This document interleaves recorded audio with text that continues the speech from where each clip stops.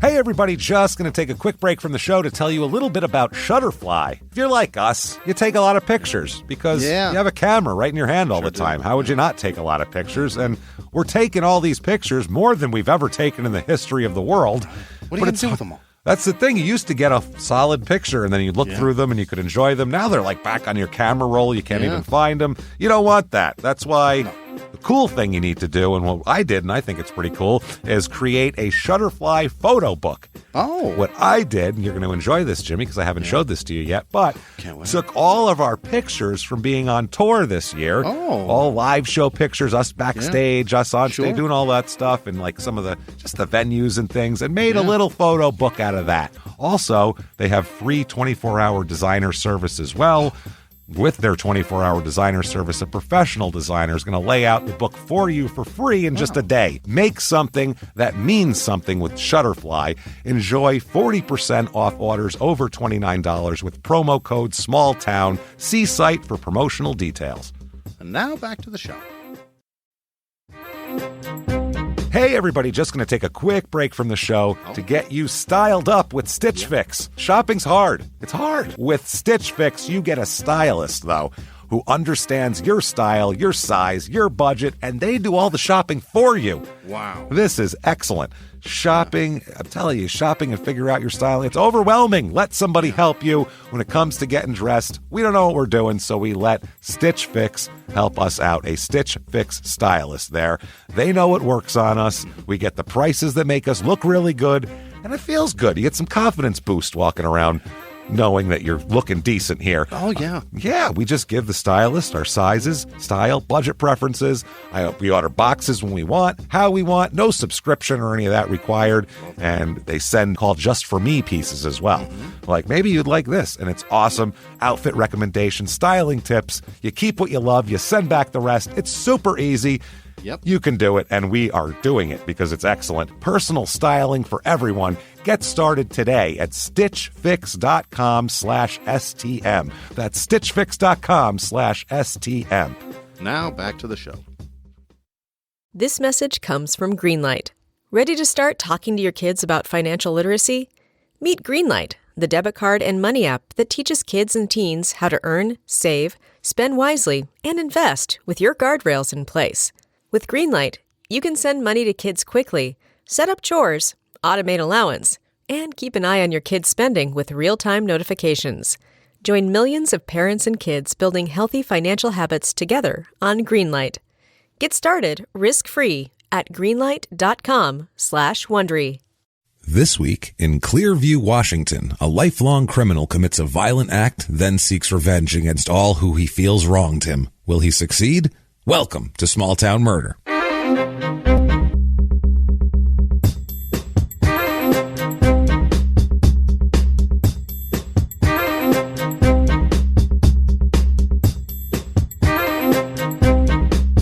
Hello, everybody, and welcome back to Small Town Murder. Yay! Yay, indeed, Jimmy. Yay, indeed. My name is James Pietragallo. I'm here with my co-host. I am Jimmy Whisman. Thank you, folks, so much for joining us again on another wild, crazy adventure known as Small Town Murder. As every week is as crazy as it gets, and this week is no exception. This is an especially crazy thing today. Tell me more, James. We're going to deal with one of the most vile human beings that we've ever talked about. And that's saying something for us, because this show could alternately be called Vile Human Beings with James Pietragallo and Jimmy Whisman. That could be the name of this fucking show. As a matter of fact, how did we not do that? That would be a good show. With, you don't even have to have, doesn't always have to be murder. You can just be terrible people. Yeah. A show that's making fun of terrible people. That's ours. Nobody take that. Vile human. We're fucking copywriting that. It could be so great, James. We're at least going to hold that for a minute, I think. But that's what we're dealing with this week. It's nuts. So thank you guys for joining us, and thank you. Fucking brilliant. It's just weird. That'd be so much fun. We're gonna do this. I'm telling you, this is gonna happen. So we're gonna have all that stuff. Can you imagine people all around the country? Did you see the new Vile Human Beings last night? I think we're on to something. As a matter of fact, so. I think that's just called the news. Yeah, that's true. Yeah, we'll just pick out the human beings we find the most vile. So thank you, everyone, for your reviews this week on iTunes, Apple Podcasts, the purple icon, whatever the hell that thing is there. It helps us a lot. It helps drive us up the charts, those reviews. It really does. It feeds iTunes' funky chart algorithm there. So if you haven't done that, please get on that. Give us 5 stars. It doesn't matter what you say. You can just, it's not for our ego. So say whatever you want there. It's bunch just of zookeepers feeding the beast. Doesn't matter. It's just to help drive us up the charts. So please help us out on that, or wherever you listen to podcasts. If they let you leave reviews, do it up for us. Thank you so much for that. Head over to shutupandgivememurder.com for all of your small town murder and crime and sports needs also. And if you're not listening to Crime and Sports, guys, I don't know what you're all thinking out there if you're not. Listen to Crime and Sports. Trust me. You trust us every week here to give you all this crazy information. Trust us when we say you do not have to like sports or be it. It's a matter of fact, it's almost better if you don't like sports because we're really making fun of a lot of it. So it's really better even if you don't like sports, I would say you should be more drawn to Crime and Sports. You probably like John Oliver. He talks about it too. Oh, there you go. Yeah. So do that. Check that out. Go over there. You can get all of your merchandise there, everything like that. Check for tickets for upcoming live shows, which we're going to announce a slew of them coming up pretty soon. Calm down. They're coming. They're coming. Don't ask me every day. Are you coming to? I don't know where we're going. It's in the works. Yeah. They're just going to tell us, hey, we got all these dates. And then we tell you. Yeah. And then we'll tell you about that. They tell us 10 minutes later, we tell you. That's so pretty if you much haven't how heard, it goes. We don't know. It hasn't been 10 minutes yet. Trust us. We have no idea if you don't have any idea. So thank you for doing that, and get on that and find some tickets once they do come out, which they haven't yet. So that's really a moot point. Anyway. The only one that is out. Moving on. You can't even buy for. You can't do that. Also, our producers, if you want to be one of our producers who we're going to talk about at the end of the show in glowing, loving terms, the people we love the most, you can do that very easily by going to patreon.com/crimeinsports or heading over to PayPal using our email address, crimeinsports@gmail.com. You can make donations there, and you can find those links right from shutupandgivememurder.com. That's right. Speaking of Patreon, guess what we're going to have for you this week? Yes. We are going to put up a Patreon bonus. Thank you, James. So we're going to do that. Yeah, it's going to be like a mini episode of just a crazy ass story that I found that we're going to try to cram it into the shortest amount of time. So it will be like a John Oliver piece that's just like, I have all this information. Shut up. We're going to do this. But it'll be crazy and fun. So I don't know. I think it's the $10 level. Anybody at the $10 or above level, I think is going to, maybe $5. I don't know what the hell it is. Okay. Look on there. You'll be able to see it once we post it if you want to, get on that. So you can get on there, and we'd appreciate There's it. Some more info for you. We'll give you some of that stuff. So that all done, all the house cleaning out of the way. Thank God. We must do the disclaimer. Yeah. It's a comedy show. It is. All the facts are real, believe it or not, as crazy as they are. Everything is real, but we're comedians. We're going to make jokes. Yeah. There's plenty of jokes to be had. Yeah. What's so funny about murder? A lot of shit. I'll tell you. I'll tell you. Quite a lot of stuff. Maybe not the actual crime itself, but all the stuff around it is a lot of crazy circumstances. And if you can't find humor in it, you're not looking hard enough. Let's just say that. So if you think that sounds great, we are going to have an awesome time with some bad stuff. If you think that true crime and comedy should never go together and they just don't mix, well, you're in the wrong place. Yeah. So you should go somewhere where they don't mix and have a good one and enjoy. For the rest of you, though, from the rooftops, from your cubicle, out your car window, or if when you're in a conservative office in a bathroom stall into your arm like you're sneezing, let 'em have say, it. Shut up and give me murder. Let's do it, Jimmy. Okay. Let's go on a trip. I'd love to. Shall we? Let's do this. Let's get out of where we've been. We've been in the southeast there. We were in Georgia, and we were all in Ohio and Delaware. We've been all around. Let's head back out west. Oh, okay. What do you say? Let's go see the Pacific Ocean here. I'm going to head out to Washington. Yes. Washington State. It's been a while since we've been to Washington State here. It's a bit too close to Oregon for my taste. You bastards with your sons of bitches. You pronunciation Nazi bastards. Worse than Minnesota. We love you, Oregon, but come on, relax. Tone it the fuck down. We're going to Washington. We're going to Clearview, Washington. Yeah. Clearview, Washington is. Are you sure that's how it's pronounced? It could be Clearview. I'm not sure. It's a German town, Clearview. Clearview. Yeah. You never know. That's the thing. And we'll have a bunch of people like, I know you don't care. Excuse me. I know you don't care, but yes, no, I don't care. No. Clearview, Washington. Stop right there. Yeah, that's it. Well, then why are you doing this? You could have saved yourself a few, keystrokes, strokes on the old carpal tunnel thumb. Just relax. So northwest Washington, but not by the coast. Yeah. There's inlets everywhere, or panhandles, as we like to call them here, everywhere. Okay. So that's why there's so many murders in Washington State, if you're wondering. There's always serial killings. Yeah. There's 7,000 panhandles in that state. What do you expect from these people? They can't help it. Yeah, Bundy and the Green River. And who knows what else is up there. Yeah. So also, the I-5 killer. I was going to say, I-5 killer started up there, or ended up there. I don't remember. Check out Crime and Sports. Right. I think episode 55 on Randall Woodfield, who played... Tweet us and tell us, did he start or end there? That's the thing. He played football for 15 minutes? Yeah. He was like at a training camp for the Packers. That's a Crime and Sports. If you're like, I don't like sports, guess what? Doesn't matter. There's a legit bona fide killer in there. There you go. There's a lot of legit bona fide killers. But I mean, serial killer with a fucking nickname. Yeah, he's a nicknamed Ann Rule stamped serial killer. You're not a serial killer unless Ann Rule writes a book of you and says, you're a serial killer, sir. So this place is about a half hour to Seattle. It's north of Seattle. So it's about half hour down to Seattle, about an hour down to Tacoma, which is just south of there, and then about 2.5 hours to Raymond, Washington. Episode 59. Yeah. This is 113. So the last we were there was 59. So it's been a while. That's where our buddy Terry lives. Yes, right? That's absolutely. Yeah, okay. Shout out to our buddy Terry. He comes out to our shows. Good guy. So it's in Snohomish County. Yeah. I'm sure I pronounced that wrong. You nailed it. Snohomish. I think it's Snohomish. Snohomish. It could be Snohomish. It could be Snohomish. It could be Snohomish. I have no fucking idea. There's multiple ways. I sound like you at the end of the show with the producers, but we're going to go with Snohomish County. Okay. Zip code 98296, area code 360. It's about 4.5 square miles, this area. And we'll talk about it here. That was real interesting though. At the so zip codes, gets like one of the fucking last ones, but it gets one of the first area codes. How the fuck does that happen? Area codes. Does that mean New Hampshire? They're done differently. Somebody just gave one up. They're like, we don't need this one. Give it to somebody else. They're done. If you notice, area codes aren't like sequential in terms of geography. They aren't. No. What are Arizona's area codes? That's a good point. They're not next to each other. It's not 602 and 603. It's the 520 and That's a good point. It's 603 is like New Hampshire. 480 and 602. Yeah, it's all mixed up. Weird. It's all mixed up. I'm sure it has something to do with it's like the iTunes funky algorithm, except with phone companies, where they just decided to give them out in different ways. They drew them out of a hat. The motto of this place, of the county, actually, is, quote, welcome to the heart of the PNW, which is Pacific Northwest, obviously.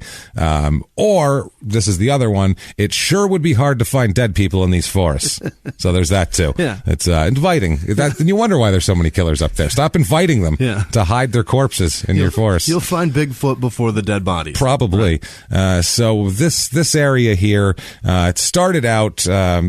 like people started coming about 1861. You started seeing a lot of settlements around here of non-native settlements. Anyway, this was the temporary county seat in 1861. Until this area here, the county government was permanently moved to Caddyville, and then Cadyville, then later Snohomish later on that year, and then the city of Everett came along in 1893, and their city tried to get the county seat moved there. Instead, how many of these small towns? What is the draw of the county seat? They love it. Is it a money thing? Do you get to distribute the money? It's got to be. It seems like all you're doing is keeping paperwork. Like that's all it was. Like they kept the records, and this one, who gives a shit? Extra fucking work. That's what I mean. Let them have the goddamn records. I don't want to keep. Someone's got to keep watching of them all the time. We have to hire somebody for that. Right. Screw that.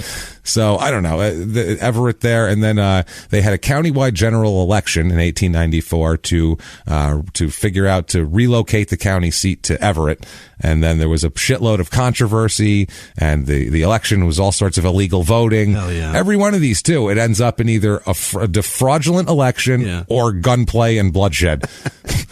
I like the latter. That's how it always ends. It's so much more fun. Sometimes it's a fraudulent election that leads to gunplay and bloodshed. That happens too in these county seats. All this for paperwork. Yeah. So after 2 years of litigation. 2 years of suing over this. After a stupid election to find out who gets to hold the paperwork, the county seat was officially relocated to Everett in 1896. Okay. So there's that. Now, Clearview itself is an unincorporated, that's kind of the history of the county of this area. Clearview is an unincorporated community and a census designated place. Hell yeah. Which means it's fucking rural. Yeah. There's no kind of martial law. center. It's not international waters.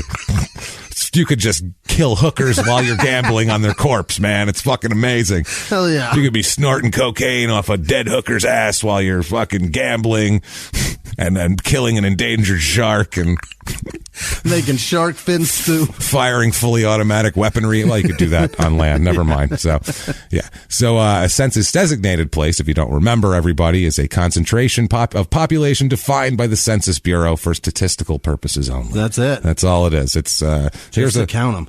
Here's an area. Let's kind of fucking put a border around it and see how many people are in there. Just so it's not like in that forest there's this many people. Right. It was established, Clearview, on timberland that once belonged to a guy named Isaac Cathcart. And it was this Snohomish logging company, I guess, was working and pulling all the trees out here. They started platting the town, I guess, in 1913. There was no roads in the area. Okay. They had no roads, so they offered. It's funny, they were trying to get roads there, so they had a bunch of the Snohomish Fruit Growers Association wanted a shorter route to Seattle, so they ended up somehow making it so they could get a road. Okay. That's how they basically crammed a road through. It's like, look, well, we need it for the fruit people. Right. So, we got to have a road. Yeah. So now it's Highway 9, which goes, that's the kind of the that? big path. They built a big one. That's what the road ended up being, later on, but that's what it came from. It was from fruit growers in this county. So, they had a lot of real estate and they had a cannery and a cafe. Once this road opened, shit started happening. A lot of cafe combination gas station type deals, one of those like roadside places. They're trying to get people to pull off the road. Yeah. Basically, going to Seattle, we'll take a break and get something to eat first. Grab a pie. Cheaper here. We got lots of fruit. Yeah, it's tons of fruit. Yeah. Shit, this is a pie town. I'll tell you that now. God damn it. It's weird too. They had like all these rabbit and pigeon and squab farms to try to show. They were trying to show people that, look, you can have a small plot of land and be like, have like animals and shit on it. So they would have like, it was weird. They were like wild game. encouraging, they just, like, trapped them. Yeah, encouraging people to have game here. Okay. It was weird. They had resident experts in poultry farming that you could like ask to. They were trying to draw people here. Also, they would give them free berry vines and fruit trees and plants. And the land was donated for a church and a community hall. Like, they were just trying to get people here. Giving shit away. Just doesn't matter. Here, have this, have that. You need a church? No problem. Free land. Put it up. We'll help you build it. Just fuck it. Whatever gets people here. We got vermin farms. What do you want from us? God damn it. So, the settlement at first was called West Cathcart, and then Cathcart Heights later on. In 1930, there was 624 residents there. For that, they switched the name in 1931 on Armistice Day as a holiday thing, I guess, for World War I. In recognition, they changed it to Clearview at that point. So that's how that ended up happening. Because there's views of mountains, apparently. Okay. So you get a clear view to the mountain. Oh, got it. Oh, my goodness. What a nice name for a town. Yeah. What's an armistice? An armistice wouldn't, a truce. Oh, is that what that is? It's a ceasefire, armistice. Hey, we agreed to stop killing each other. I think I just learned that. That's embarrassing. I was going to say, probably about 25 years late. It's like 7th grade history, but yeah, that's fine. So it sounds vicious, though. I armisticed him good, man. The fucking thing fell right off. If you armistice a guy, it falls right off. It looks good. It's really good. That's a good word for that, like a violent act. Yeah. It's like it doesn't sound like you all agree on anything. Sounds like we still disagree. Sir, there's in the Hunter Thompson Hell's Angels book. He talks about, he goes to this big Hell's Angels like weekend getaway, like a big run, and boy, that sounds smelly. It's he described it as such. Yeah. So he's talking about the police took him from one campsite to another, and he just said, they shunted you off to there. So he said this one Hell's Angel heard the word and just went around the whole campsite just using the word shunt as like the way Smurfs used Smurf just to see what reaction. Like, hey man, can I borrow some shunt till morning? Like, I need some. And like, what would you do if I shunted you right now? And they're like, huh? Nobody knew what it meant. I will gladly shunt you for a shunt on shunt day. Yeah, you're like, all right, it's Armistice, shunt, and Smurf. You can squeeze Use them it for in. anything. So when the Depression began in the 30s, a lot of these businesses closed down. There was a butcher shop and a gas station and all sorts of stores and cafes and a whole bunch of shit closed down. Firewood became a thing. Like, that was the main business. That's when shit's out of control. That's when bad stuff is happening. Not good. We got wood. Yeah. We chopped it up into little pieces and you can burn it. I got dead trees to buy. We got. We have nothing else. No, we're out of pies. Yeah. The fruit is gone. We're out. We're done Armistice out of it. Oh, man, we got Armistice good. Right in the butthole on this one. So, I guess the only stable businesses were gas stations because people were driving through. Right. So no matter what, they still needed gas, poor or not. They weren't going to just pull over on the side of the road and stop forever. Right. So they got gas. If you're out of gas, you either stop and warm yourself by the fire, because that's all we've got. Yeah. Or you get more gas and get the fuck out of here. Get the fuck out. Now, Snohomish, which is a town also, and the county that name. one's popular. It's not that big. No, Snohomish is also very small. Really? They're right by each other, these towns, a bunch of little towns. I've heard of that one. Well, that's the county, too. Oh, okay. So, and this is the town. But in the town nearby, because they kind of had more of a town center, I guess, they bragged that in the 80s they saw, quote, renewed vigor there, along with developments of 2 7-Elevens and a McDonald's. So shit got crazy. And in 1981, Richard Pryor came to town to film parts of Bustin' Loose. Oh. So that must have been exciting. Richard Pryor. I don't remember that movie. Fucking freebasing his way through northwestern Washington. That must have been awesome. Also, 1983 movie War Games, as the name of the high school is, I guess they use that. It's not the actual high school, but they use the name of the high school. Got it. War Games. I have a resident review of this place, and it's glowing. They're all glowing. Really? They love this place.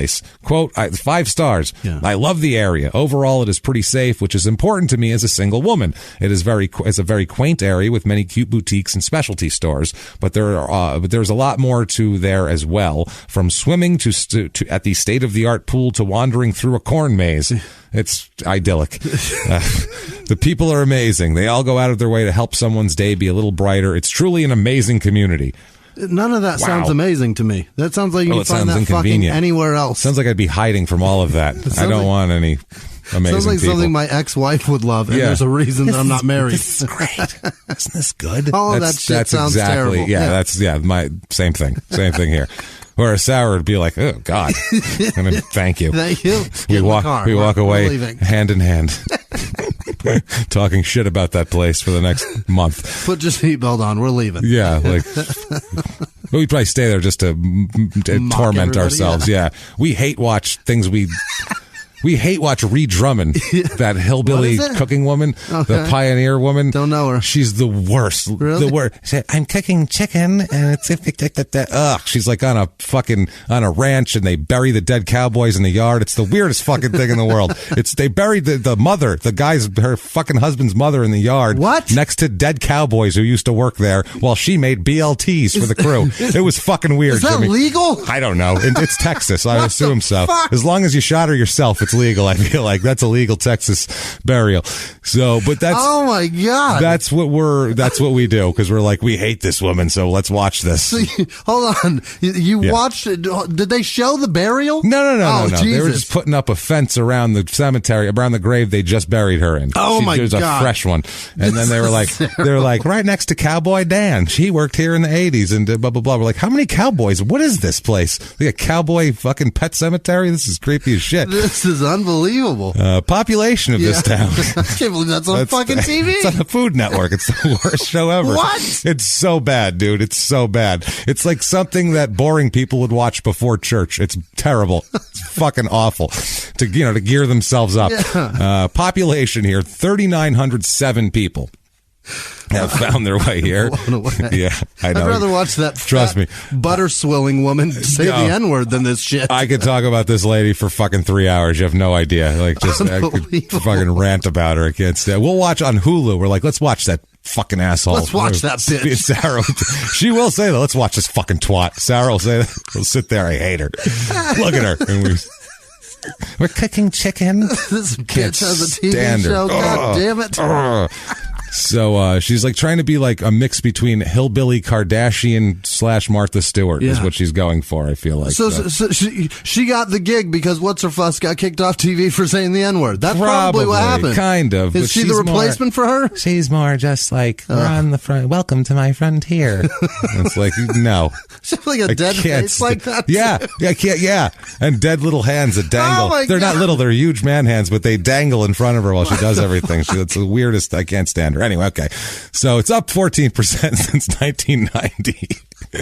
This town. Jesus. I'm watching this shit. I gotta see this. You're gonna hate her so much.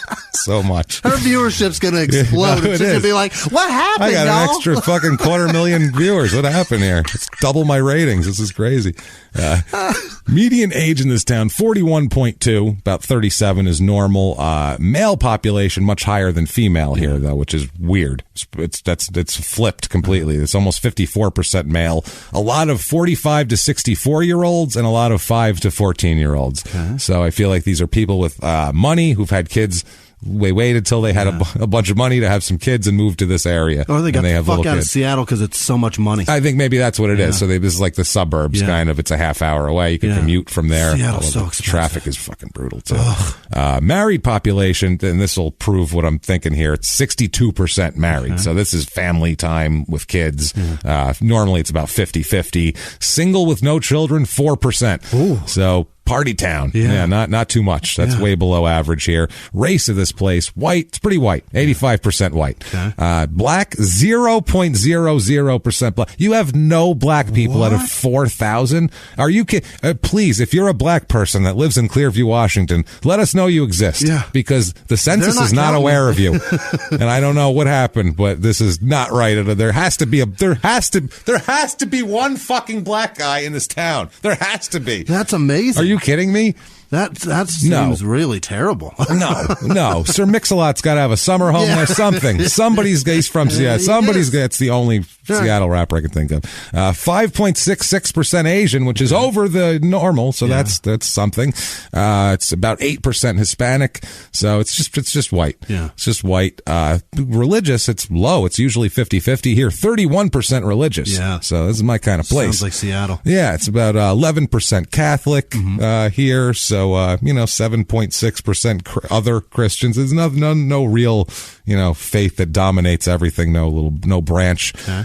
It's 0.1% Jewish people, so that's not a lot here. No. Judaism is not making a strong showing here, but 0.5% Islam. Oh. So there's some different people here. It's a little sort of it's outside the city, so it's a little more conservative than Seattle is, but it's still a little more liberal. 52% voted Democrat in the last presidential election, 36% Republican. How about this? Almost 12% voted independent, which is fucking off the charts. Independent. So I don't know if they're like more like liberal Jill Stein voters in the last election, or if they were like some sort of like crazy militia forest people who voted for I don't even fucking know. Who voted for Ted Nugent. I'm not sure which that is, but whatever.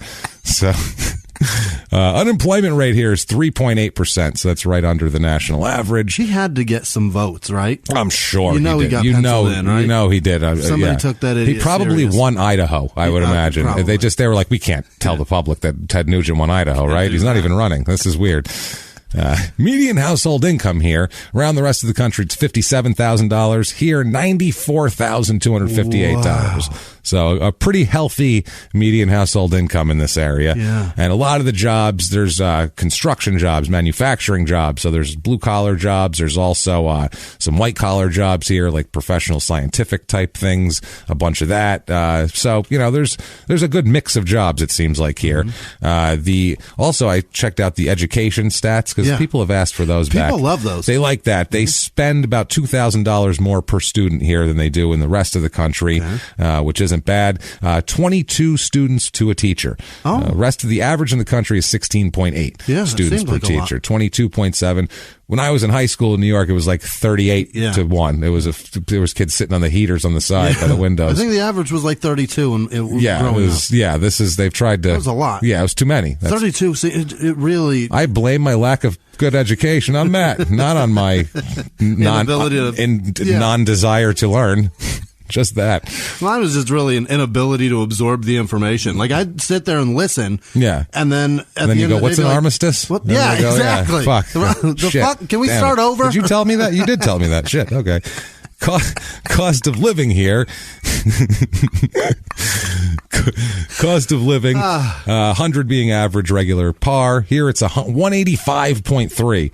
Holy high. Shit. And like healthcare is actually low. The utilities are low here. Actually, they're at 70, but housing is 380. Oh boy. Median home cost here in the rest of the country, it's 216,000 here, $712,200. Median. That's median home cost in this town. Holy fuck. Holy shit. It is expensive. More than half the houses are between $500,000 and $1 million.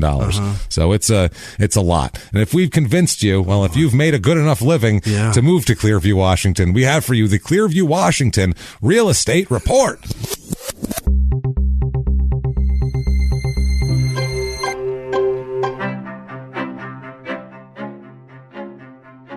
All right, your average 2-bedroom rental here is going to be $1,921. So pricey, but actually less in terms of mortgage. than in scale than it is the mortgage. Now, the cheapest thing I found a condo, 1 bedroom, 1 bath, 800 square feet, not really updated, bare bones, for this area anyway. $220,000 for this little slice of heaven. I found a 3-bedroom, 3-bath, 1,850 square foot, kind of standard, like family, 2-3 kids kind of house, $675,000. And then I found, if you want to spread out a little more, 5-bedroom, 3-bath, 3,044 square feet, a bigger house, a little more comfortable, $789,950. I can't. That's obscene.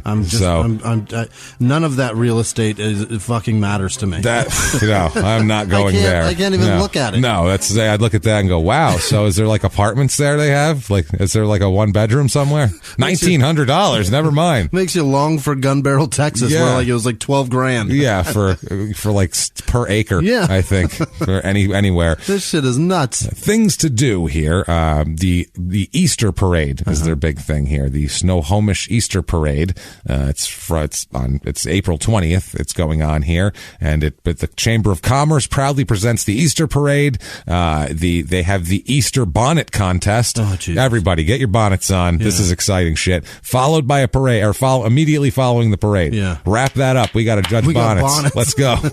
Fuck yeah. 420. They've got weed legal, and they're doing this shit. And they're doing bonnets. No pre-registration needed. You can just show up with a bonnet. Jimmy, it's bedlam over here. It's going to be crazy. It's like Woodstock. It's going to be awesome. It says, wear your most creative Easter bonnet with, quote, and they put it in quotes for some reason, all the frills upon it. Oh, wear your most creative Easter bonnet with all the frills upon it. Oh, got it. Whoa. And come join the fun, exclamation point. Absolutely. Fuck you.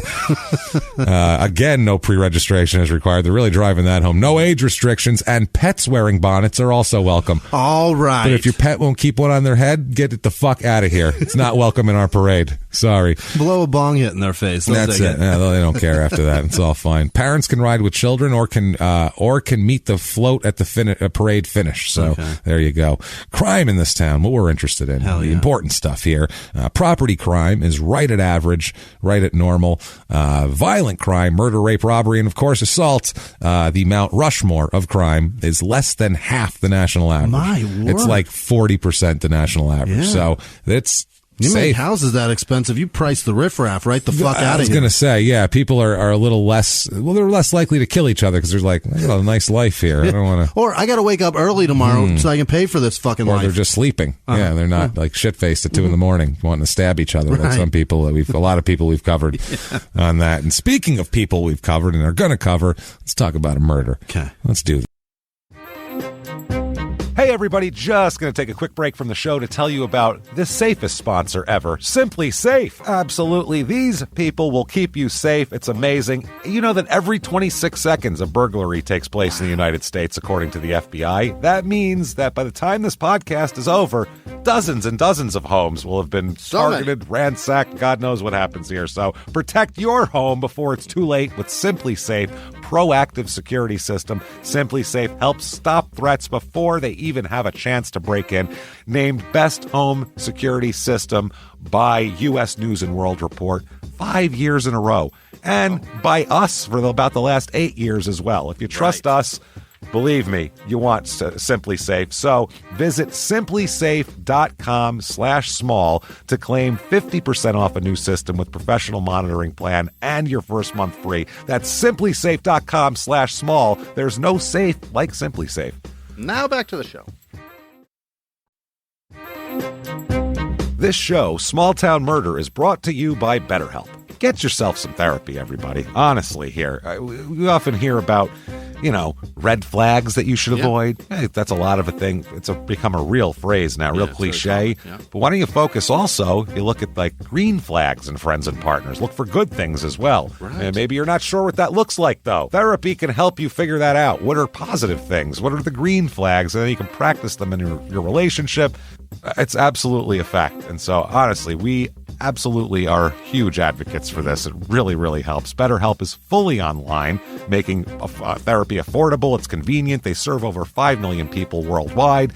You can access a diverse network of more than 30,000 credentialed therapists, wide ranges of specialties there. Here's the coolest part. You're not getting along with your therapist, you're just not feeling it, you can switch at any time, no extra charge. Wow. The thing is, they want you to get help. That's it. And you can do it with BetterHelp. Discover your relationship green flags with BetterHelp. Visit BetterHelp.com/smalltownmurder today to get 10% off your first month. That's BetterHelp, HELP.com/smalltownmurder. Now back to the show. Let's go back in time here a little bit here. Let's go back to 1974. Okay. We'll start, and we'll kind of go back from there a little bit. But we're going to start in 1974 with a guy named Charles Rodman Campbell. Yes. So Charles Campbell. He doesn't use the Rodman. It's an odd middle name, too. Solid middle name, though. It's interesting. It's, Charles Dennis Rodman Campbell. That would be amazing if that was his name. Because he was born in the 50s, so no one would even known yet. Beat him. His parents are him to it. prescient as shit. Clairvoyant. He's born in 1954, October 21st, 1954 to be exact. He's born in Hawaii. There, but he at a very young age he moved to Washington and grew up in the Edmonds area. And basically was a complete disaster from jump. I mean, as soon as he could get out of the crib, he was being like taken home by the police. Really? They're like, ma'am, we had to take your son home. He was up to some shit, and his diaper's full. He's up to some shit, and his diaper's full. So you're gonna want to get on that. Shit, and it's not this, and it's in his pants also. So sorry. And he came home like, Edmonds is fucking beautiful, by the way. They found him from a trail of Cheerios from the crime and Teddy Grahams and shit. They were like, this has to be the culprit. Oh, that area is gorgeous up there. It's unbelievable. Washington is beautiful. It really is. It is absolutely beautiful. And this particular Edmonds is so expensive. Oh, and it's like retirement living. Everything is expensive up there. It's gorgeous. So they're like, it's so beautiful. If you want to have a view of the mountain and look at the water and all that shit, it's going to cost you. Mm-hmm. It's just kind of what it is here. His father was an ex-Marine, was a Marine at one point, who was a truck driver, worked as a truck driver. Okay. It's kind of a hard dude, Marine truck driver in the 50s and 40s. That's a kind of a tough, kind of a rugged dude here. And his mother worked at Sears. Hell yeah. As a clerk. Yeah. So her mother works for a basically defunct company there. So, but at the time, you worked for Sears as a clerk. That's a good job, boy. For her retirement, she got somebody else's watch. That's it. Yeah. But they took off their corpse at a funeral. So they left it at a train station. That's how that shit started, remember? Oh, yeah. They started selling the fucking lost and found. Lost and found. That's how Sears started. Unbelievable. Go back and listen to, I don't remember what episode, so all the crime and sports. It might have been in Washington. I'm not sure. No, it was in Illinois. Maybe it was in El Dorado. Was that may have been El Dorado it? Yeah. episode? Something to do with that? I don't remember. Something with the trains. So something with trains. So he has a lot of problems though. He apparently was in his grandmother's under his grandmother's care a lot when he was young because his father was a severe alcoholic. So Marine truck driving alcoholic. So we're probably so at that, if you're in 1954 and you're an ex-Marine, you were in combat at some point, World War II or Korea or something. You did some shit, and then you're coming home and being a truck driver. And back then, you know, how much undiagnosed PTSD and all sorts of mental problems did guys have coming seeing some horrible shit, and they were just like, you know, and a Marine cheer up, bitch, and they fucking. That's what they do, though. That's exactly what it was. Yeah. What happened there? You can't work the factory. Why? Cheer up, pussy. What are you, weak? It was like, you know. Marines never stop being Marines, That's by the what way. I mean. That's like a thing in their head. Yeah. Once a Marine, always a Marine. Yeah, so he's apparently covering up his feelings with alcohol here. And his parents fought constantly because his father was an alcoholic and his mother would get mad at him for it, obviously. And so, he'd end up at his grandmother's house. Charles liked his father as a kid, though. Yeah. That's the weird part. His father was the alcoholic aggressor, but he didn't like his mother, but liked his father. How about that? Which is weird. Yeah, he kind of sided to be with a man. That, or kind of sided with the captor type of thing. I don't know what you know what I mean, like a Stockholm. He seems tougher. I don't know what. Yeah, if I take his side, maybe he'll beat the shit out of me less. Right. That's in the 50s too. I mean, that's maybe what the kid thought. Like, hey, possible. I'm telling you, pops, you got a point here. Just telling you got a point. Maybe I don't get backhanded tonight. You know what that point is, Dad? Mom's punch hurts less. Yeah, Mom, you hit like shit. So gonna go ahead and side with Dad on this one. Now, when he talked to a psychiatrist later on, he says that the psychiatrist said, quote, Mr. Campbell's recollection of his mother was that she was, quote, a fool who had little perception of what was going on. He saw her as someone who punished him unnecessarily and did not understand him. He recalled an incident where she secluded him in a room for 3 weeks because he was playing with matches. He said that, quote, she could never understand that I wanted to be myself and do what I wanted. Yeah, that's what parents. Your job is to not understand. Every kid wants to be. She just didn't understand. I just didn't want to listen to everything. Well, yeah, no shit. Hey, dipshit, you're in a place that has pine needles fucking everywhere. Yeah, put the matches away. You can't do that. But that's the most. He said this as an adult. He said it like, you know, as an adult, you'd think like, I thought that as a kid. Isn't that ridiculous? Obviously. He was like, can you believe this fucking lady? All I wanted to do was be myself and do whatever the fuck I wanted when I was 7. And she's like, you can't do that. Fucking bitch, man. Doing it. So, he needs to talk to somebody that really had it rough, because that's his extent of abuse. That's sitting in a room for a few weeks. Yeah. I mean, that's not great. I don't think that's, approved. No. I don't think CPS would exactly be like, good job, you're handling that child well. But at the same time, she didn't, they're not going to take him away, hit him in the head with a fucking iron either. So it's one of those. Not in the 50s. They would have been like, well, sometimes you've got to put a kid in a room for a while. Sometimes sit still a bit. That's all right. You fed him, right? All right, you're fine.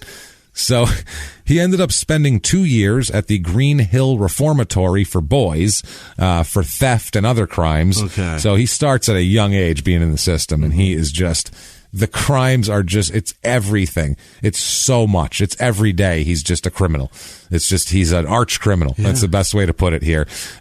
Everything in his adult life you can imagine, for everything from drugs to violence to theft to burglaries and whatever he is doing. If he sees a crime to commit, he's like, I got to do that.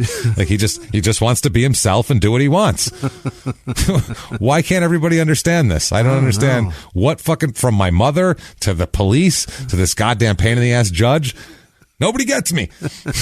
I don't understand it. Oh, we get you fine, yeah. sir. You need discipline. Only my dad got me, quote, who was an alcoholic who probably didn't pay attention and didn't care. Right. So, yeah. Who understands something about discipline being in the fucking military? Yeah. Well, the boy should have had, I don't know, I would say he was probably just, this guy was an alcoholic truck driver, though. So he's on the road, and then when he's home, he's shit-faced. So I don't think he's going to be the best source of I'm sure his guidance. discipline was less than, not just inconsistent, but also unsatisfactory in terms of like he wouldn't discipline him and then he'd do the shit again and the discipline isn't there again. You know what I mean? Oh, absolutely. He would chop up enough to where he just doesn't get what's right and wrong. You know that has to be happening here. He says he's a heavy drug user, Campbell, here from an early age. Okay. An early age, he's heavy too. He said he says that he started using methamphetamine at 12, which, 12 is known as your meth years, honestly. If you're going to do a bunch of meth, you get it out of the way in junior high, is what they say. You want to get it out of your system early by like the 7th, 8th. Then by 8th grade, you start to get tired of it. And then by high school, you're clean and free and clear. All those coming of age movies, The Goonies, Stand By Me, all that shit, they all have that scene. It's totally. Mikey, where's your meth at, bro? And he's like, oh, hold on. I got to grab. Oh, it's down in the cave. Okay, that's what they were going down there for. In the deleted scenes of The Sandlot, when they threw up on the roller coasters, that was all meth, not tobacco. The ball, they wanted to get over there because they heard James Earl Jones had a little meth factory going on. They were trying to steal it for their own use. He also admits, Campbell, he says that he started using heroin at 13. Oh, Jesus. So meth at 12, heroin at 13. That's nice. What the fuck? He's well-rounded going into high school. Uppers, downers. He's good. How do you get there? That's pretty wild. I can't get from A to B, from riding your bike to doing meth. Can you and then heroin? Yeah. It's next 7th, year 8th doing grade. heroin. Yeah, well, that's insane. You graduate from the bicycle to the skateboard, not from meth to heroin. This is a bicycle to like a NASA rocket. Like this, it's a bicycle to a Gixxer. This is nuts. And then from there to another worse rocket. It's crazy. He also used LSD more than 200 times. He says, which is a lot. Yeah. I don't know if anybody knows anybody who did a lot of acid back in the day and shit like that, but people who did that much acid, too much acid, you can tell.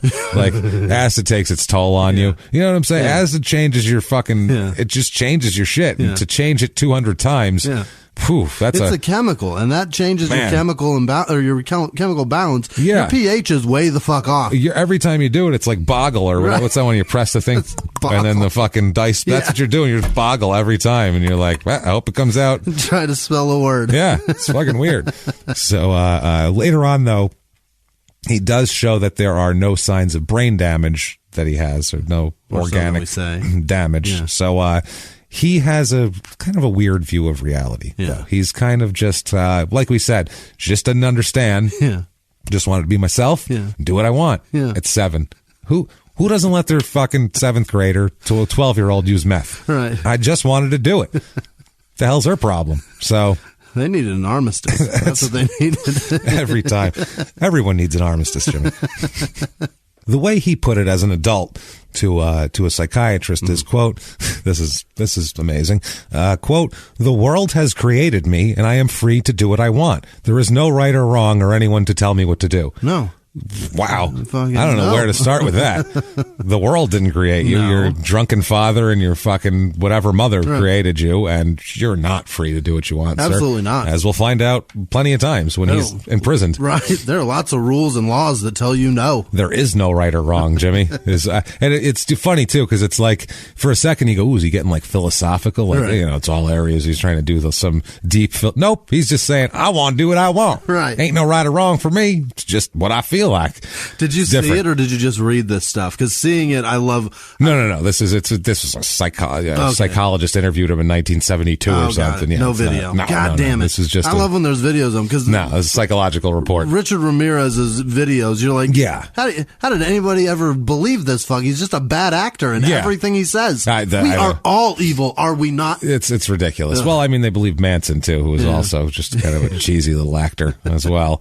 So, yeah, it's crazy. So it all starts out in October 29th, 1970, 16 years old, just turned 16. Yeah. His dad, his own father, brings him to the Edmonds police for stealing the family car. Oh, Jesus. So he's a cut up and he's fucking up and he's doing all this shit. And then so his father finally says, you know what? Guess what, pal? You stole the car. I'm taking, try to teach him a lesson. I don't even know what. Tough love. Yeah. Officers here question him in connection with another burglary in the area as well.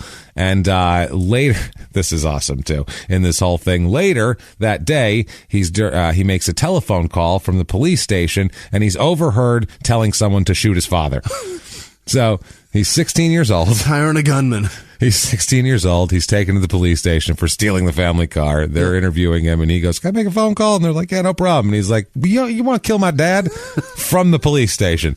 He didn't let it stew. Right. He didn't let it settle. They just don't understand. He just wants to be. He's just being himself, Jimmy. Do they know who he called? Just being myself. Yeah. No, I don't think they know who he called. But whoever. I'd like to know. I think whoever it was like, no. Yeah. Where are you calling from? Prank caller. No. I'm 16, bro. I don't know what. Shoot your dad. What the fuck? So July 3rd, 1971, his mother Betty reports him as a runaway.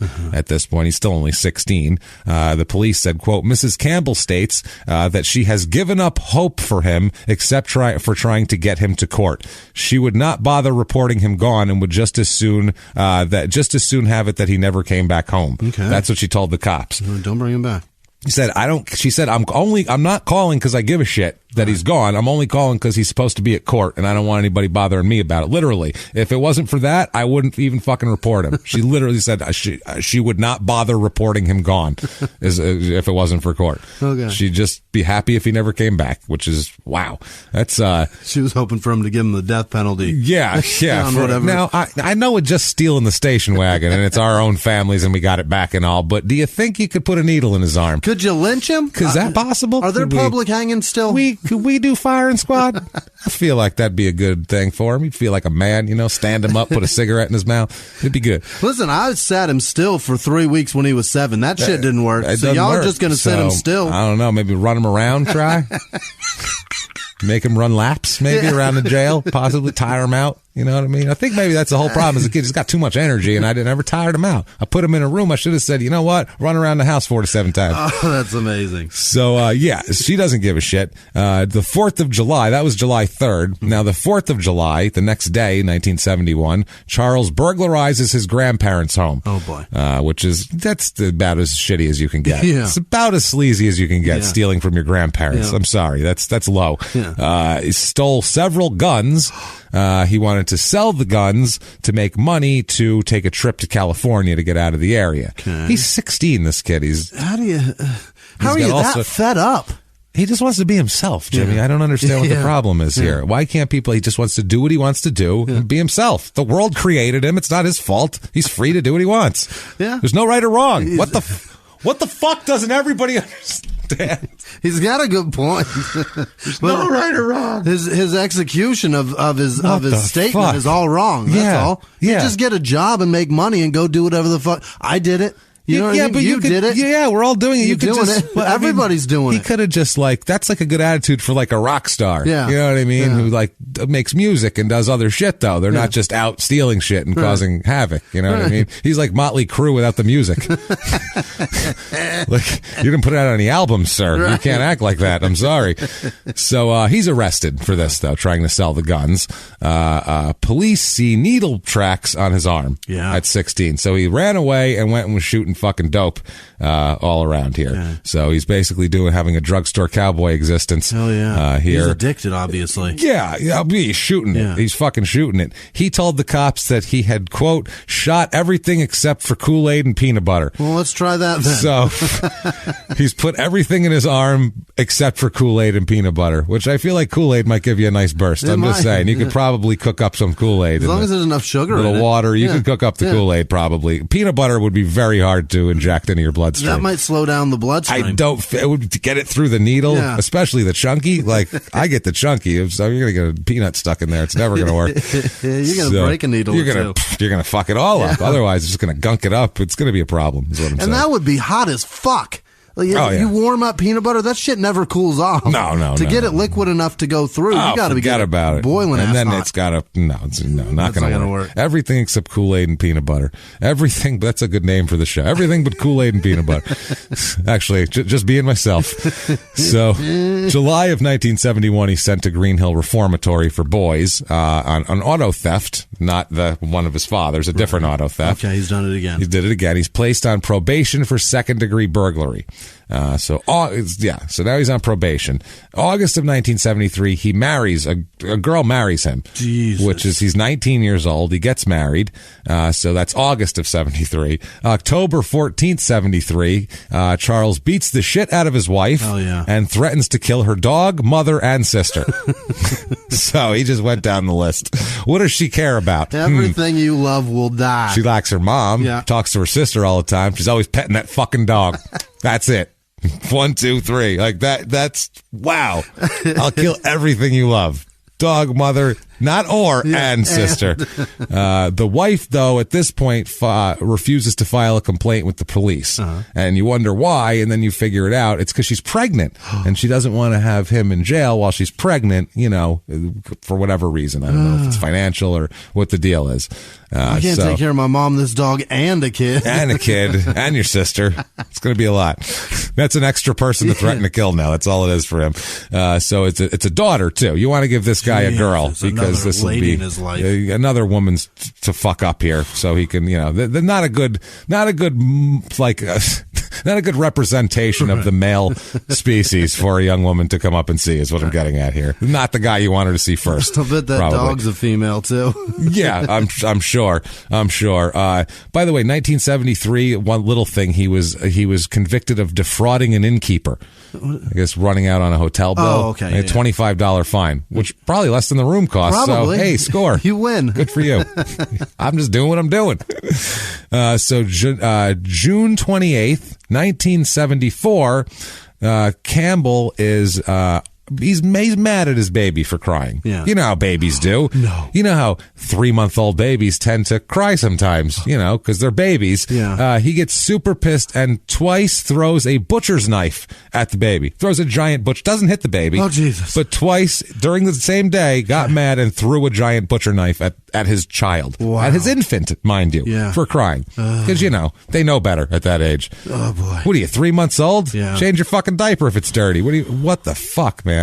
August 22nd, 1974. Thank shit. His ex-wife divorces him. Mm-hmm. Thank God. Yeah. And gets full custody of their daughter. Yeah. Thank Christ. Yeah. So that's crisis averted there, thankfully. But this guy is he's a loose cannon, obviously. He's a complete disaster. He's a menace to society already, and he's 20 years old. Butcher knife flinger. Butcher knife flinger at an infant. He's a boy. crazy bastard. Just wants to do what he wants, man. It's hey, I'm just being me. Truly.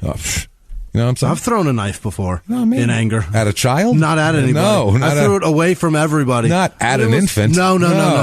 But everybody's in the room. Yeah, it's different. Could have slipped. You got to stop nagging. Telling you. Quit your bitching. So. Threw it at a goddamn wall. Yeah, well, that's healthier than at a baby. So August 22nd, 74, that was the divorce. Okay. Now, December 11th, 1974, a few months later, obviously. This is in Clearview, nearby where he is, Clearview. Let's talk about somebody else. Let's talk about this woman named Renee. Renee Wickland. She's 22 years old at the time. She's happily married at the time. She's got a baby, very small infant, 3-4 months old infant there, little girl. And they live it's a rural area, and they're living a nice little life. She's, it's nice. She's married, the kid, they're all very happy. Everything's going well. One day, it's a beautiful day outside in December, probably chilly, I would assume, but nice outside. She's outside washing windows, and she's got her infant daughters there on the lawn. She's got her hands are so cold. Oh, she's freezing. Yeah, she's got her daughter on the lawn with some toys and shit, whatever, laying there, just I'm sure she's laying on her back at 3-4 months old. Yeah, not doing anything. Yeah, she can't go anywhere at 3-4 months old. So you just plop her there. There you go, fucker. Yeah, stay there, dickhead. Yeah, stay there, asshole. Make sure no forest animals come up and gnaw on her soft spot every once in a while, and then you're good. You can just leave them there. I know this is a stupid thing to say to you, but stay still, dickhead. Stay still. And you would do it, too. Hey, don't go anywhere. And then you just giggle as you walk away. I see you. I see you, Sam. You're fucked right now. You're stuck. So all of a sudden, out of nowhere, she stops and she sees just a tall man running toward her, coming through her yard. So it's weird. She's not normally, if you see somebody running towards you, you have one of two reactions. Either they need help or you need help. Yeah. One of the two. Somebody needs help. And you establish that by looking at them and deciding by numerous factors. And you get that feeling of they're coming after me or they're coming away from something and they need my help. Right. She senses danger. She senses he's not the one in danger. She senses she is in danger. So she grabs the baby and runs inside the house. Good girl. To get away from her, away from him. But he gets there before she can get the door closed and pushes the door open. He's a big guy. It's 6'4", 200-something pounds, big guy. Yeah. So he pushes the door in, and this woman has to be petrified. She's 22 years old, alone in the house with her infant daughter. Right. And there's a giant guy pushing their way into the house. Terrifying for anybody. So he grabs the daughter out of her hands. Oh, no. There's a baby named Shanna, is the little girl. Grabs Shanna out of Renee's hands, which is frightening, and holds a knife to her throat. Holds a knife to an infant's throat. Right away, I can't even... The psychology behind that is fucking mind-boggling. I don't even know where you begin. You don't. What do you scream? She screams, "My baby!" To think of, to just think of an infant that way, to not even just be like, well, I mean, there's some things that are sacred. Right. You know, it's an infant. You know, like if nothing else in the world, just infants. How about that? That's like bottom rung. I don't even care if you fucking drown pup. I do care. I don't want you to. But if you're like drowning puppies and fucking setting kittens on fire, infants, is that your one thing? Just leave baby human beings alone. Never threaten that. No, and don't fuck with kittens or puppies either. But baby and fucking human beings, let them go. Right. So, he holds a knife to her infant daughter's throat and tells her, quote, "Get your clothes off right now or I'll kill the kid," and I mean it. I believe him. This is what I kind of believe this fucking guy. He demands oral sex from her, wants her to strip, and she eventually complies with this, and he does some other, things. Nothing, no actual... forceful penetration of certain, no south of the border forceful penetration, but there's around the back. Put it that way. So anyway, no around the back alley-oops around here. I think we said it worse than if we would have just said he didn't have sex with her. He didn't have any vaginal intercourse with her. Well, actually, that too. Oral sex is actually sodomy. Is it really? It counts as sodomy. Jesus, absolutely. I just learned that too. Forced oral sex is sodomy. Okay. Yeah, it absolutely is. So she eventually, like I said, complies to save her baby's life. Yeah. He's a distinctive looking guy. Yeah. He's 6'4", 6'5", over 200 pounds, with reddish hair and a big bushy hair and a beard at the time. So he's very identifiable, this guy. And she ends up calling the police and is taken and shown photo lineups, and she picks out Charles Rodman Campbell. Oh boy. Big fucking shocker that this guy would escalate to this kind of crazy shit. So she does that. They go, we know him. We're aware of him. The cops are like, yeah. Even in that town, they're like, we know of this fucking guy. Been dealing with him for years. We've been told. They tell her, he's been arrested for drugs and trespassing and theft and weapons possession and you name it. Doing what he wants since 7. Innkeeper fraud. It's really been crazy. He does what he does, damn it. So after this is December 11th, she picks him out of a lineup, but they don't end up arresting him right away. Okay. I don't know if they can't find him or what the deal is, but he's not arrested for, over a year for this thing. What? Even though she picked him out of a lineup and everything. This is crazy. Yeah. And 2 days later, December 11th, he did this horrible thing. December 13th, he gets a job at a pizza place. Okay. And he's like, well, I've done all my raping for the day. I really need a job at the old pizza place. I need to make a pie now. That's what I need. So a place called Pizza Haven. He gets a job using a false name, in case the cops come looking for him. They're not going to ask for him. In the 70s, driver's licenses weren't even laminated. Right. They were just pieces of paper. So weird. You could fucking scribble something out and write something else. And he'd be like, it looks legit. Sounds right. I'm sure they did that at the DMV. It's fine. So he has his first day on the job is December 13th. Yeah. At the end of his shift, he leaves with $1,700 in cash. He robbed it. That he stole from fucking place. Yeah, he got a Day job one. there so he could rob it at the end of the day. Okay. Got a job, used a false name. That's a long con. He didn't just go in with a gun, be like, give me all the money in the safe. Put in 8 hours for that He shit? put a name tag on and a uniform and like learned how the system worked and how to stretch out the dough and how long to put it in the oven, and then he stole the fucking money. It had to be a name that he's used to, or like that he's used a lot. Because if he just picks a name out of a hat, Never gonna and then answer to it all day. They're like Norman. He just What? fucking keeps doing what he's doing. Why is my name? Oh, that's right. Oh yeah, me. I'm sorry. That's right. I'm Norman. So he's got issues, we'll say here. January 2nd, 1976, he's still out. He's still on the run. He is now, this is a lot of escalation. He is now armed with a sawed-off shotgun, Jesus. which this guy, you'd never want to have a sawed-off shotgun. No. He breaks into a home in eastern Washington. The home's caretaker who saw him, it was an empty home that just had somebody watching it, saw him. This person identifies him at a nearby bar. Okay. She sees him, or he sees the Campbell later on after the burglary at a nearby bar, and then calls the cops and goes, the guy that fucking robbed my house is sitting here. Come get him. So they come and arrest him. Finally, he's arrested and he's convicted of second-degree burglary on that. Yes. And then he ends up he's the day he's sentenced in that case to 15 years in prison. Ooh. You, sir, may fuck off. He got 15. 15 years for second-degree burglary because of his long record. Yeah. That same day, while he's at court, might as well have another date. He pleads guilty to another burglary that day as well.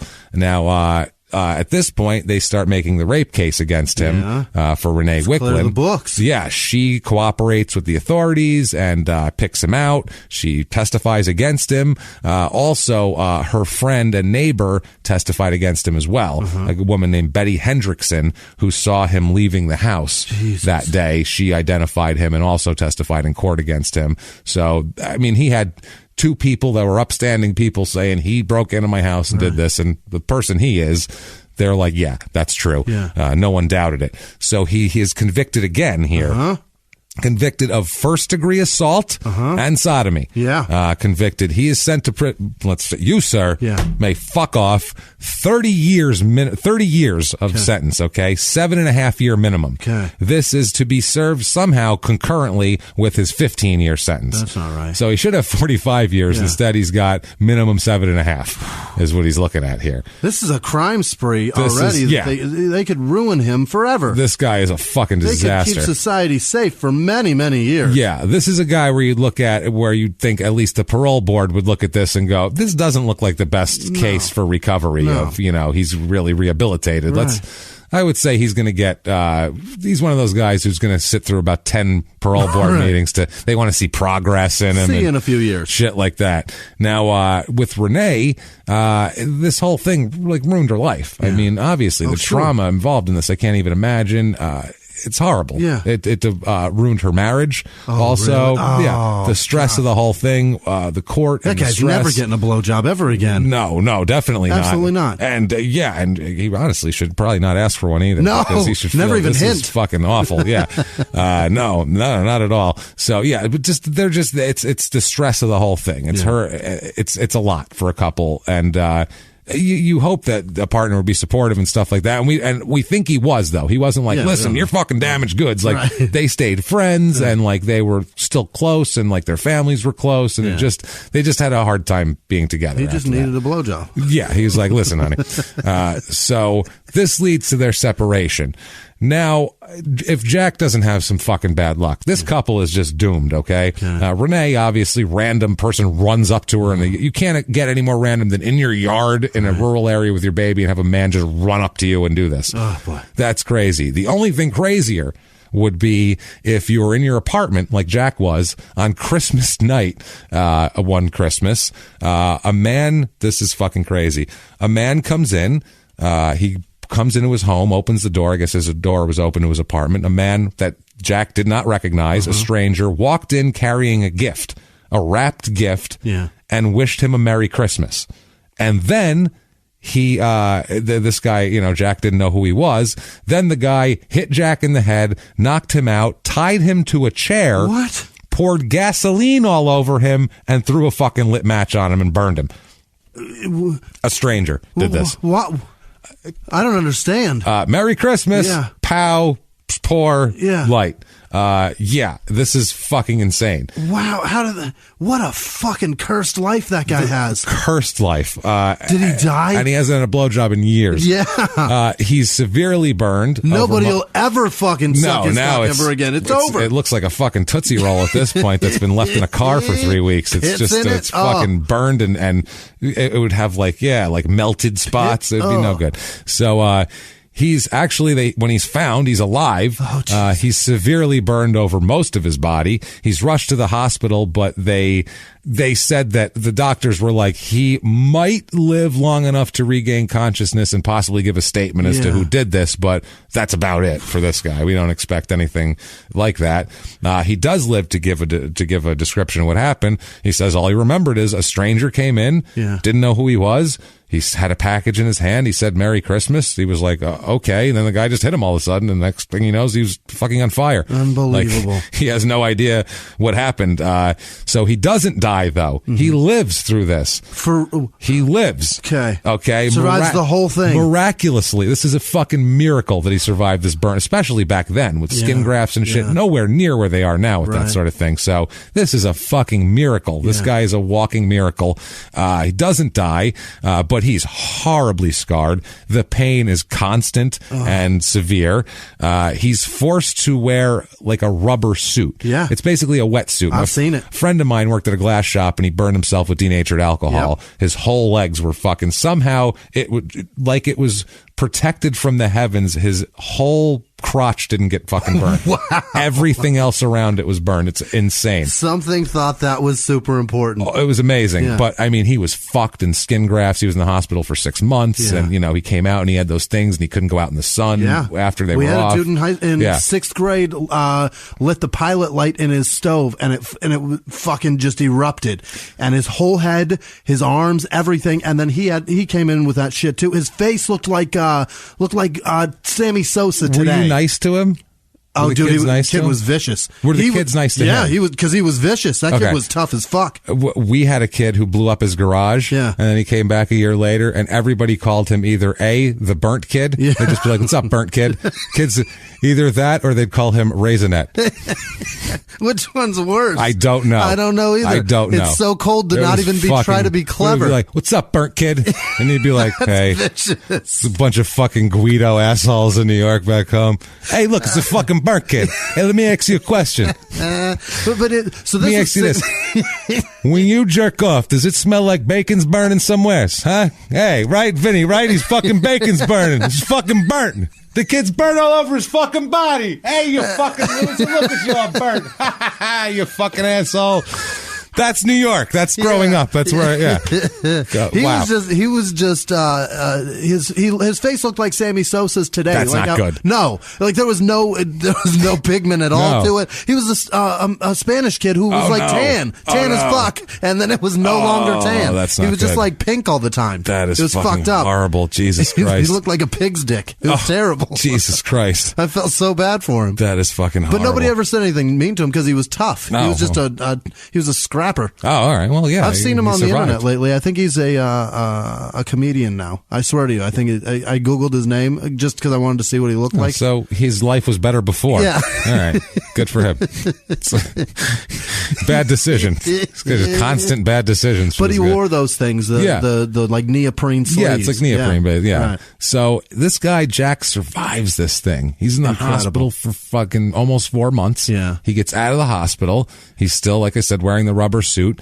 He goes to visit his parents one day. They live in kind of away from him a couple hours. On the way home, he wraps his car around a telephone pole and kills himself. Not on purpose. Gets in a fucking car accident, wraps his car around a telephone pole, fucking dead.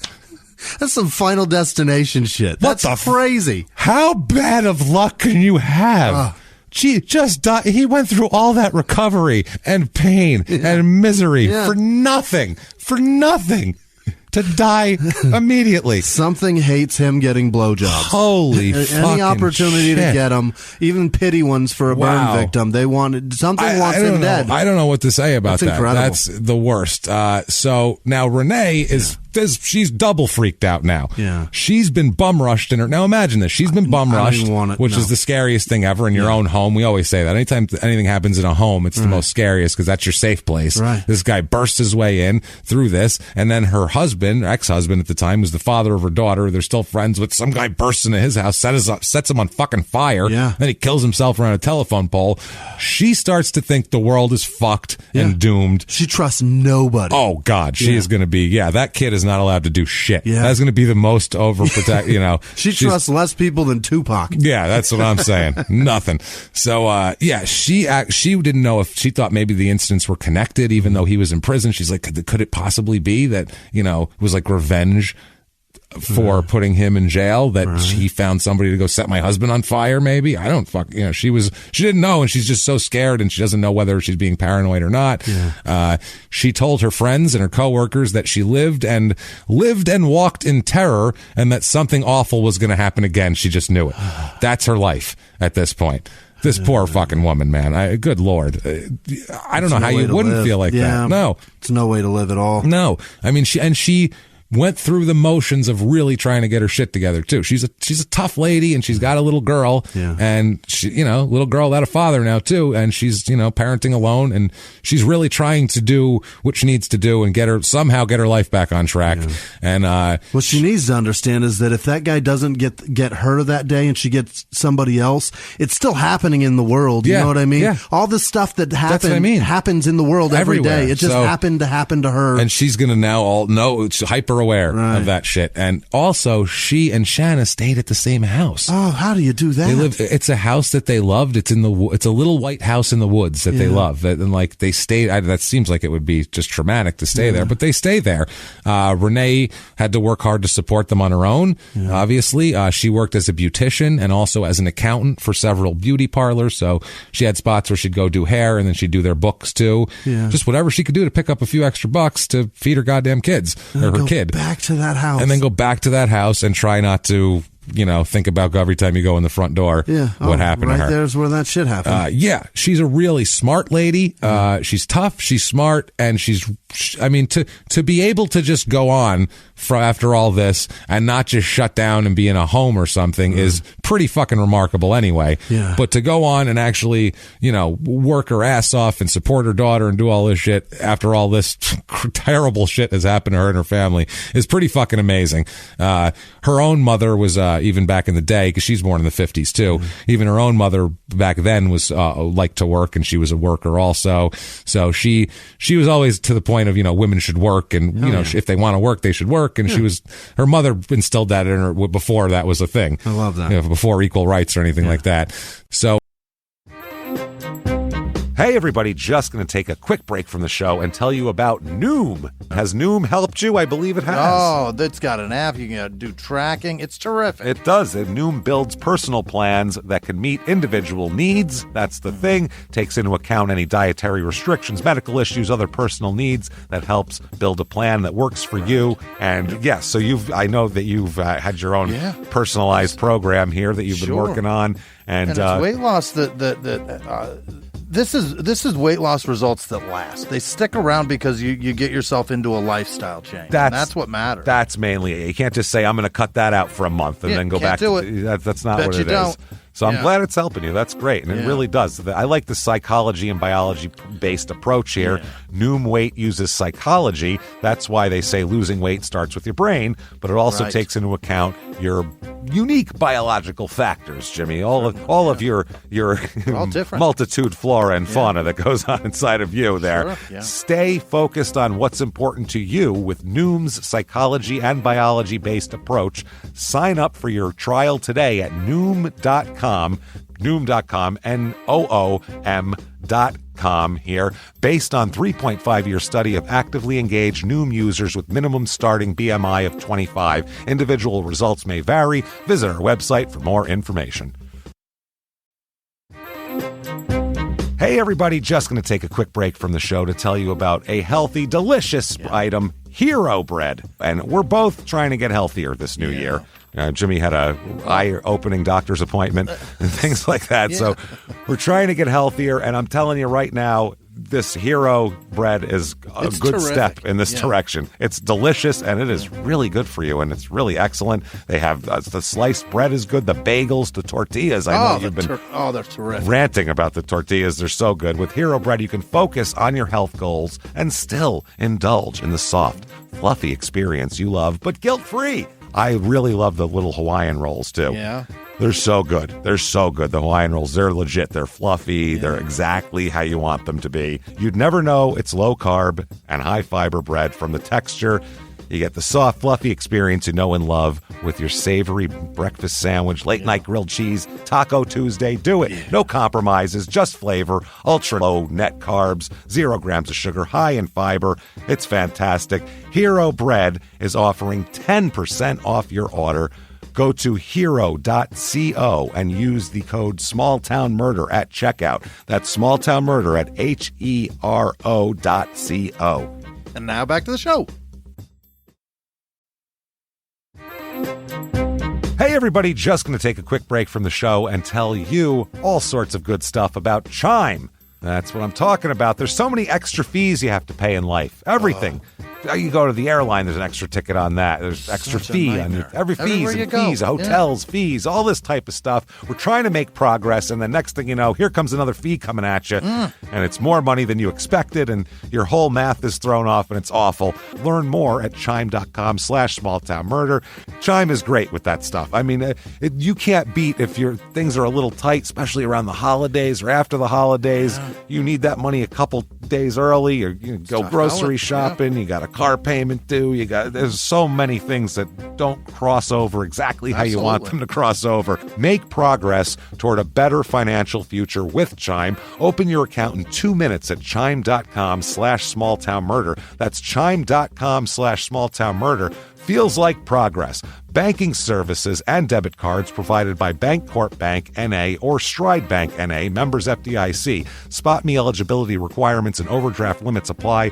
Boosts are available to eligible Chime members enrolled in Spot Me and are subject to monthly limits. Timing depends on submission of payment file. Fees apply at out-of-network ATMs. And now back to the show. She did all this type of shit. Now, back to Charles Campbell. Yeah. May 11th, 1976, he begins serving the sentences there. He's transferred in June of 76 to the Washington State Reformatory in Monroe. Yeah. June 29th, 1976, which is he just got there, he's found with a gallon of what they called Pruno back then, which is fucking booze. Toilet wine. Yeah. You really got to like fucking wine. Pruno. The Pruno. So it's made with prunes, I imagine. I've said this before, and I'll say it again. Yeah. That's the difference between weed and alcohol. If a man said, I made this where I shit, and it's liquid, and I'd like you to drink it, you go, fuck yeah. That's different. If someone said, I grew this weed in my asshole in my own shit, you'd go, no thanks. No. I'll get some later on. That's the difference between weed and alcohol. You like weed, you need alcohol. It's a different thing. But I'll get some Mexican immigrant jammed up his asshole and smuggled it over the border. But he didn't do that. He didn't pull it straight from a shit pile and hand it to you. He also this was it was brewed using yeast stolen from the prison kitchen also. Yeah. So it's a double charge because he was also stealing from the kitchen.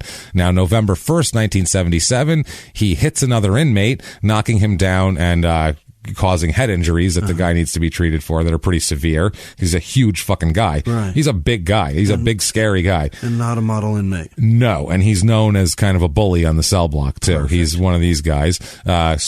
Example, October 1978, his cellmate accuses him of rape. So this guy is the typical guy you should be scared of in prison. He's going around beating people up and raping them and shit. Unbelievable. He's a fucking animal, this man. He's a fucking animal. One of the vile human being this guy is. January 8th, 1979, he gets a psychological review here where this is amazing here. It's stated by the person reviewing him, the psychologist, I think, that he is a conflict-ridden man, I would say, quote, who has declared war on society all of whom he regards as mindless nitwits who are getting theirs and are now out to get him. He's further seen as insensitive, uncaring of others, conscienceless, malevolently intolerable of the social order which imprisons him, and imminently harmful to all who directly or indirectly capture his attention or interest. Yeah. He's a monster person. He's a menace. He's a menace. He's the worst. Yeah, should be on a constant Hannibal Lecter cart always. Yeah. That's what they're saying. That's what that says. Yeah. If you don't put him on that, he's not even lying about it. Sitting him still ain't working. He's going to say, I'm doing what I want, and what I want ain't fucking good. Right. So guess what? It's happening.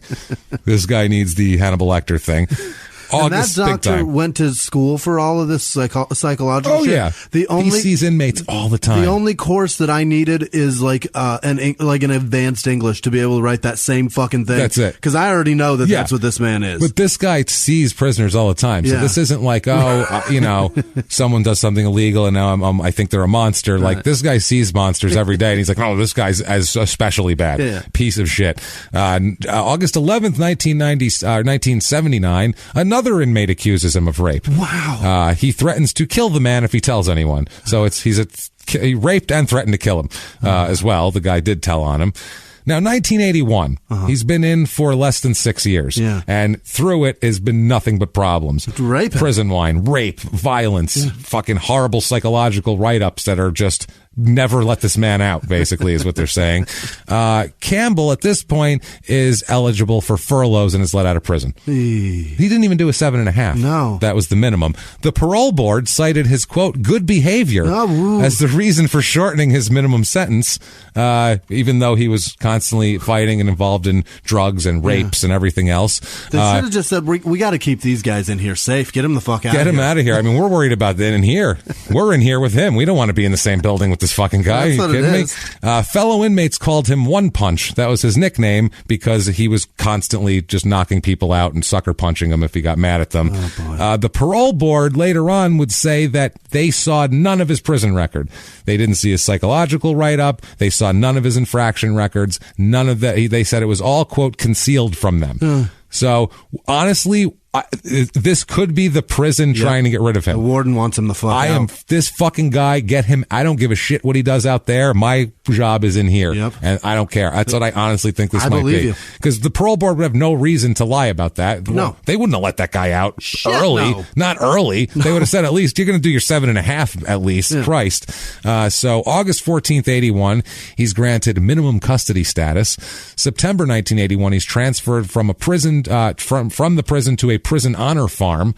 So this is, a farm. Now you can run away if you have to. October 81, he's transferred to Monroe Work Release Facility as a cook. So this is every month basically. And finally, this is wow. He's in a work release program. So he's out during the day as a cook. December 25th, Christmas Day of 81, and January 4th of 82, Campbell's ex-wife said he left the work release program and came and raped her. Both days. Oh my God. Both days. Showed up at her house and forcefully raped her both days. Violently, we'll say. So that poor lady now has to find somewhere else to live. Fuck, where? Mars? This guy's even prison isn't enough for this guy. You can't do anything. Mars, fine. Get the fuck out of here. Yeah. Oh man. So February 24th, 1982. He's doing so well. You really got to up his deal here. He's transferred to a work release program in Everett, Washington. Okay. This is he's hired as a landscaper. Yeah. So it's like a kind of a day release type shit, and then at night he has to come back in there. Sure. And landscaper. So in his first 30 days in Everett at this work release program, he commits 4 infractions. Okay. 4 fucking things that he's done wrong. You'd think this, oh my God, he shouldn't be out of prison. No. At all. You would think he'd be like, I'm going to be so good so I can get out of this and and go pillage more. Right. I'll just be cool for a month and then I'm fine. This guy can't even do that. That's he's how like a Viking. He's a fucking insane Viking. A Viking who's got like serious brain damage and like played in the NFL for 12 years. Right. You know, and then now is not sure and thinks his wife is there to kill him. Right. So four infractions in 30 days. So that is fucking horrible. April 14th, 1982. Remember poor Renee Wickland? Yeah. She is sick that day. She's sick from work. She has, she thinks it's strep throat type of thing. Yeah. She's got, some abscess in her throat. She's got some problems going on, respiratory. She's sick that day. So she stays home and sick in bed. So at this point, she's working as a school financial aid consultant. Okay. She has like her own little company. Great. Where she helps people figure out how to get student loans and stuff like that. So she's making a life for herself and making a living. So Barbara Hendrickson, remember her, the neighbor who testified against Campbell. She saw the Viking leaving. That's right. She's still there, and she's now very close friends with Renee. They, especially since the husband died and everything, her and her husband, who are a little older, they check on them, and they'll bring them like dinner if she's working a lot that day. Trauma bonding. Exactly. That's what it is. Absolutely. And they really take to them, and they love the little girl, and they really help out the little girl, and they watch the little girl if she needs help and stuff like that. So Barbara that day at 4:20 p.m. goes over to the Wickland residence there, to Renee's house, to take her temperature and her blood pressure, make sure she's okay. Probably smoke some weed. Probably smoke a little back out the back. And also she was going to make Shanna some Jell-O. Shanna wanted Jell-O. Renee was too sick to make it. So she said, I'll come over. I'll take care of you. I'll make the kid Jell-O. Fucking don't worry about it. Got you covered. Yeah. So around 6:30 p.m. on April 14th, same day, this is about 2 hours later, Don Hendrickson, who's they're in their 50s, the Hendricksons, he comes over because his wife hadn't come home yet. Yeah. So he's like, where the hell is, where's she? So he goes over there and goes in and goes in the house, and his wife had gone over there, and he opened the door and it's totally quiet, which is a weird thing. With an 8-year-old and his wife, and there should be 3 people in a small house. It's pretty quiet. That's weird. They could all be eating Jell-O. That'll keep you quiet. Yeah, that's true. It's a mouthful of Jell-O. We'll do that every time. So he then walks in the house a little bit, and the first thing he sees is his wife lying in a pool of blood in the hallway with her throat slit. And we'll talk about how her throat was slit too. It wasn't an easy one. So he continues into the house because he wants to see if anybody's hurt or anything like that. Yeah. He ends up finding Renee and Shanna both in the bedroom, and both dead with their throats slit. Okay. Both of them. So all 3 of these people had their throats slit. They're all dead. And this guy arrives to see this, which what the fuck? That's insane. So you can't get any, the luck of these people and everything else here. So what the fuck happened? Yeah. Obviously is what we want to know here. Well, Charles Campbell, obviously here, he's in the area. He comes in and finds Renee ill in bed. Apparently when she saw him enter the room, she tried to scare him off by telling him that her daughter was coming home soon from school and that the neighbor was coming over to check on her. Yeah. So he better get the fuck out of there because there's other people going to be here and you're going to get caught and whatever. Instead of frightening him, that's what he wanted. Yeah. He said, oh, good. There'll be more. Good. That's what I'm waiting for. Yeah. He said, and so at that point, he told her, well, good. Now, instead of killing you, I can kill all fucking 3 of you. Perfect. All he is. That's what he told You're all her. Responsible for this. He said, you all fucking sent me to prison, and now you're all going to fucking die. Oh, boy. So it was absolutely fucking horrible. What he did is fucking... I can't even describe it to you. I mean, the most horrible descriptions of it that I read in really, really, black and white court documents then say at the end, it's way more brutal than described. Like, it's a rage killing. It's fucking disgusting. Jesus. He was called, it was called by the prosecutors later on that he, quote, savagely destroyed them. My word. This is, here's a quote. He slashed her throat to the point where he nearly decapitated her. But before killing her, Campbell had severely beaten, tortured, and sexually mutilated her prior to her death. Good Lord. So this is what he did to Renee. So he did all this, and he just hung out. He did that, and So nobody else is there. No just one's the there. Two of, wow. So he does all this shit and has a whole lot of time to do it. Yeah. Takes his time. After that, he left her in the bedroom and, bleeding out. And he waited for the daughter to come home. Oh, boy. Waited for her. She was obviously the one he held a knife to her throat as a baby. You don't remember me, but I remember you. Yep. When she came home, he attacked her in the living room and dragged her back into the bedroom where he forced her to look at her mother's body. Of course. Then he also slashed her throat. Yeah. He slashed her throat so severely that later on they couldn't get a blood sample from her body because everything was gone. All the blood was gone. That's how bad. Holy shit. That's how fucking bad. Afterwards, he went in the kitchen, made a snack. Oh boy. Killing.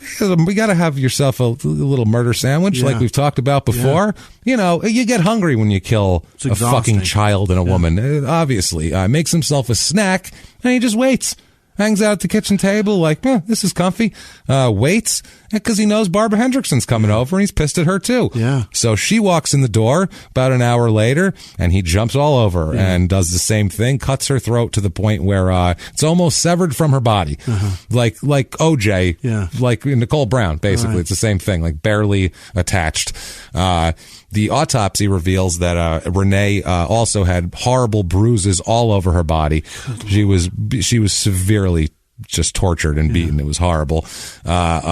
Also, he severely mutilated her genitals with blunt objects and knives and everything else. Good Lord. All three of them had been beaten and assaulted prior to their deaths, too. He didn't just do this quickly. Yeah. He was, brutal about the whole thing. The right earlobes of Renee and Barbara had been torn, indicating that he ripped it. That's where their earrings were. So he ripped earrings out from them. Renee received extensive blunt trauma beating on her head, back, and upper chest area. Jaw and nose were broken, and she'd been strangled. She had a 7-inch incision across her throat, which severed both carotid arteries. She had bled to death from her neck, and then afterwards is when he... I won't go into detail, but he attacked her down below too. She had been, a 7.5-inch cut across her neck. That's a long cut. It inflicted and it made her head go back like that. Massive hemorrhage, obviously.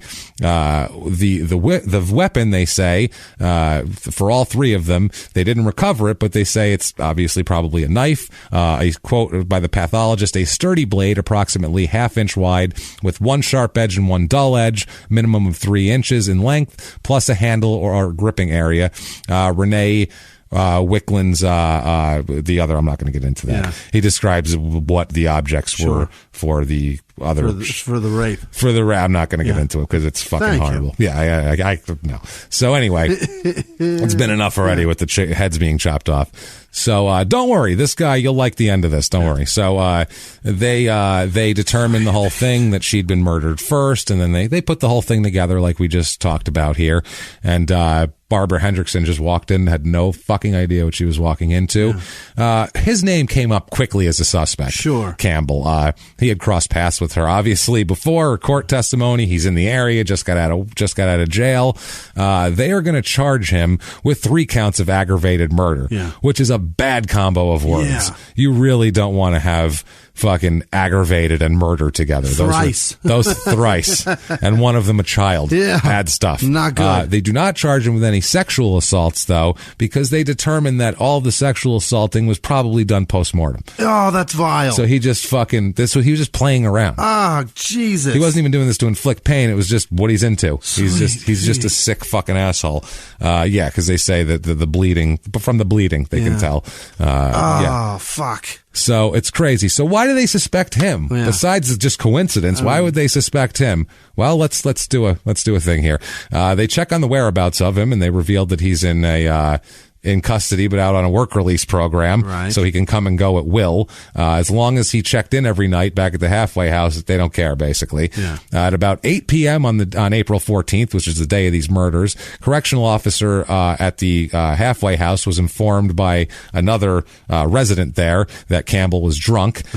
She was unable to awaken him and called for assistance, and they attempted to get a urine sample for alcohol and drugs that night, and he refused confused and became extremely disruptive, and nobody wanted to fight his giant crazy ass. So they backed up, because this isn't a prison, it's a halfway house. Right. So they ended up calling the police and trying to get him into custody and suspend his work release status. That's how they were trying to do this. And Everett police officers were called in. The state attempted to find the officers, and they could never find these officers for some reason. One, I guess they transported him. One officer patted him down for weapons, and they ended up finding a receipt for tires, a pair of earrings, a $1 bill, a guitar pick, cigarettes, and a mace container. That's what he's got in his pockets. The earrings were later identified by a close friend of Renee Wicklund as belonging to Renee Wicklund. Gross. So he's got her earrings in his pocket, which is also kind of connecting you to the whole thing here.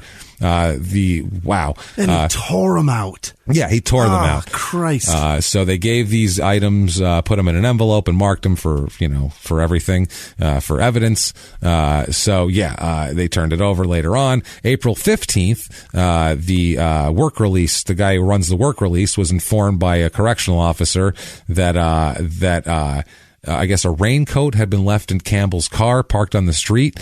So this guy went up to the car to try to get the raincoat out and to look for evidence of alcohol consumption, because he's just the work release supervisor, for which he'd been suspended. So he found the raincoat and took a beer bottle and some cans from the car too, and was like, we busted him.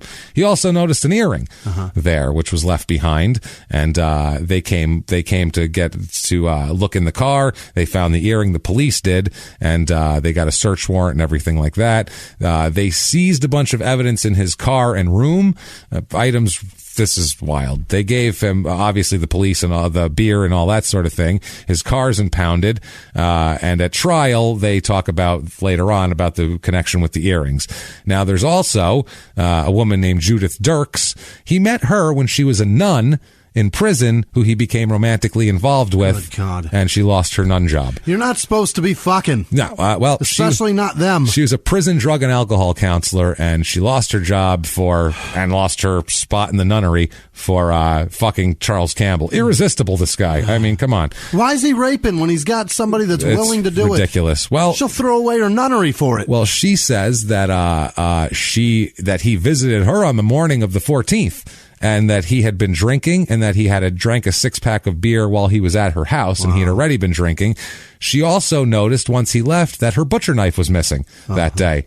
Weird. And it's the same size as the one that the pathologist said might be used to kill them. So really interesting. Oh, one more thing. Judith is pregnant with his son. Also. Jesus, she's no. Another fucking kid into the world. Another one. That's what he needs. A son now, too. Yeah. Perfect. Wow. Holy shit. Now another one of his ex-girlfriend here, Debbie Kedrzerowski. Jesus Christ. I like it. Yeah. She says that Campbell visited her in the early afternoon. This is after he visited Judith. And, she says that he wanted to have sex with her and started like tugging at her clothes and stuff, and was real drunk. And she said that she didn't want to, but he didn't hurt her. Okay. She left her alone. This is crazy. Oh, also Judith, the pregnant nun here, she said that also he constantly talked about resentment toward Renee Wicklund, and once he got out on work release, the first thing he did was drive by her house again. What the shit? She tells the police that also. She should have maybe told that a little earlier.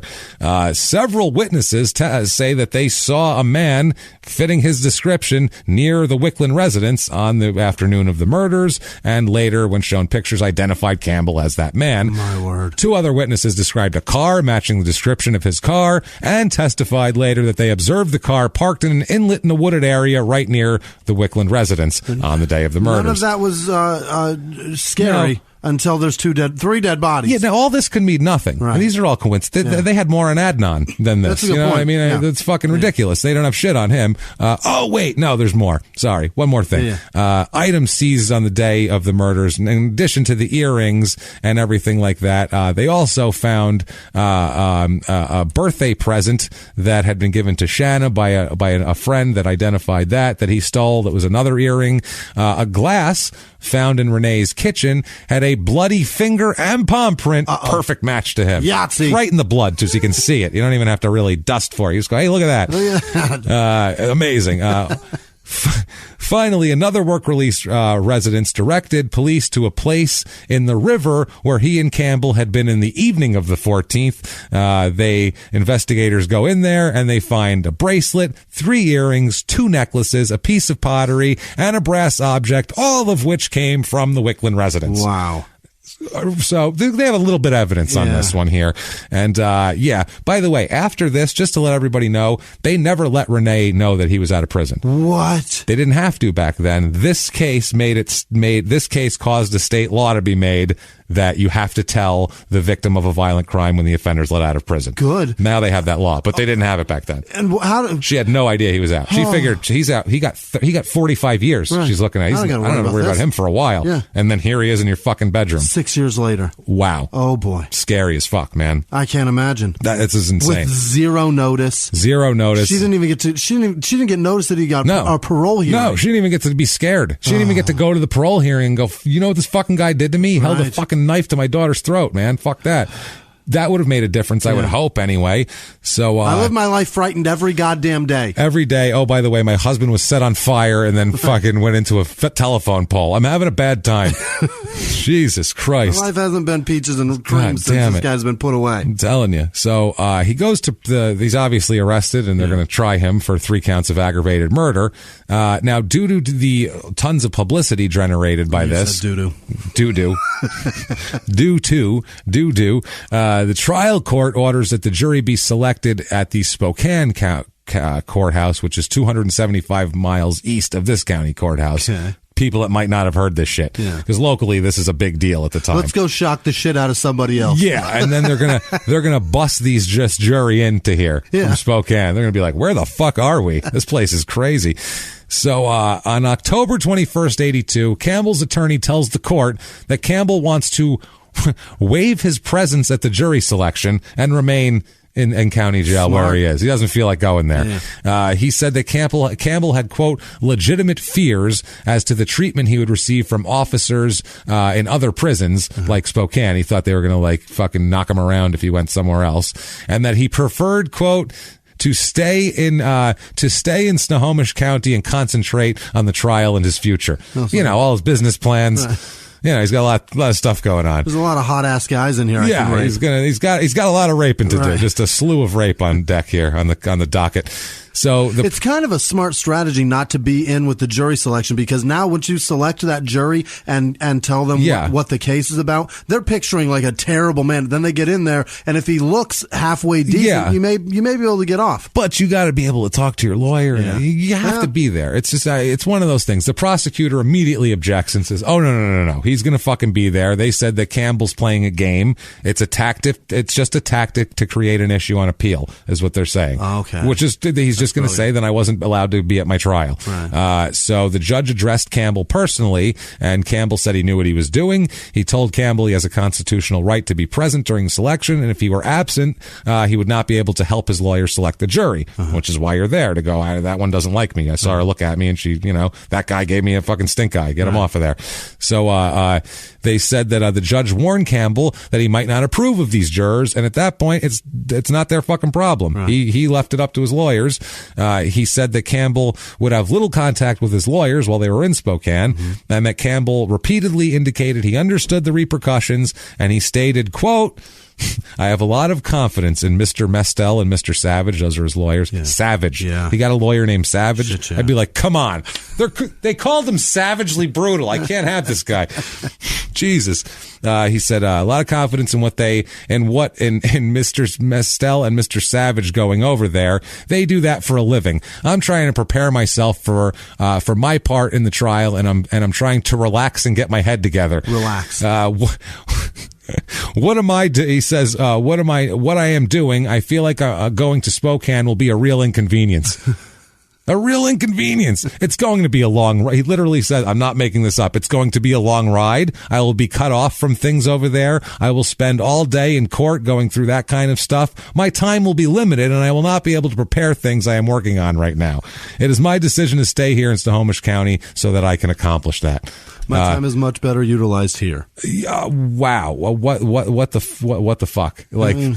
So they again reiterate you're going to be cut off from your attorneys. It's limited contact. They're going to be over there. He said, I understand what you're saying, quote, but what I am talking about, I wouldn't have the opportunity that I need to be preparing myself in a relaxed atmosphere. He really needs to chill, this guy.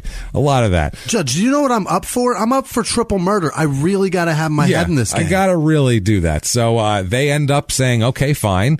Campbell is allowed to do it following a written waiver of his right to be present. It says he's being advised of his absolute right to travel there and be present during the selection of the jury, to sit in the guilt and penalty phases and the whole fucking deal. He's knowingly and intelligently and voluntarily waiving his right to be present to allow him to remain in Snohomish County to continue preparation to his trial. He further agreed on it. He signed a statement.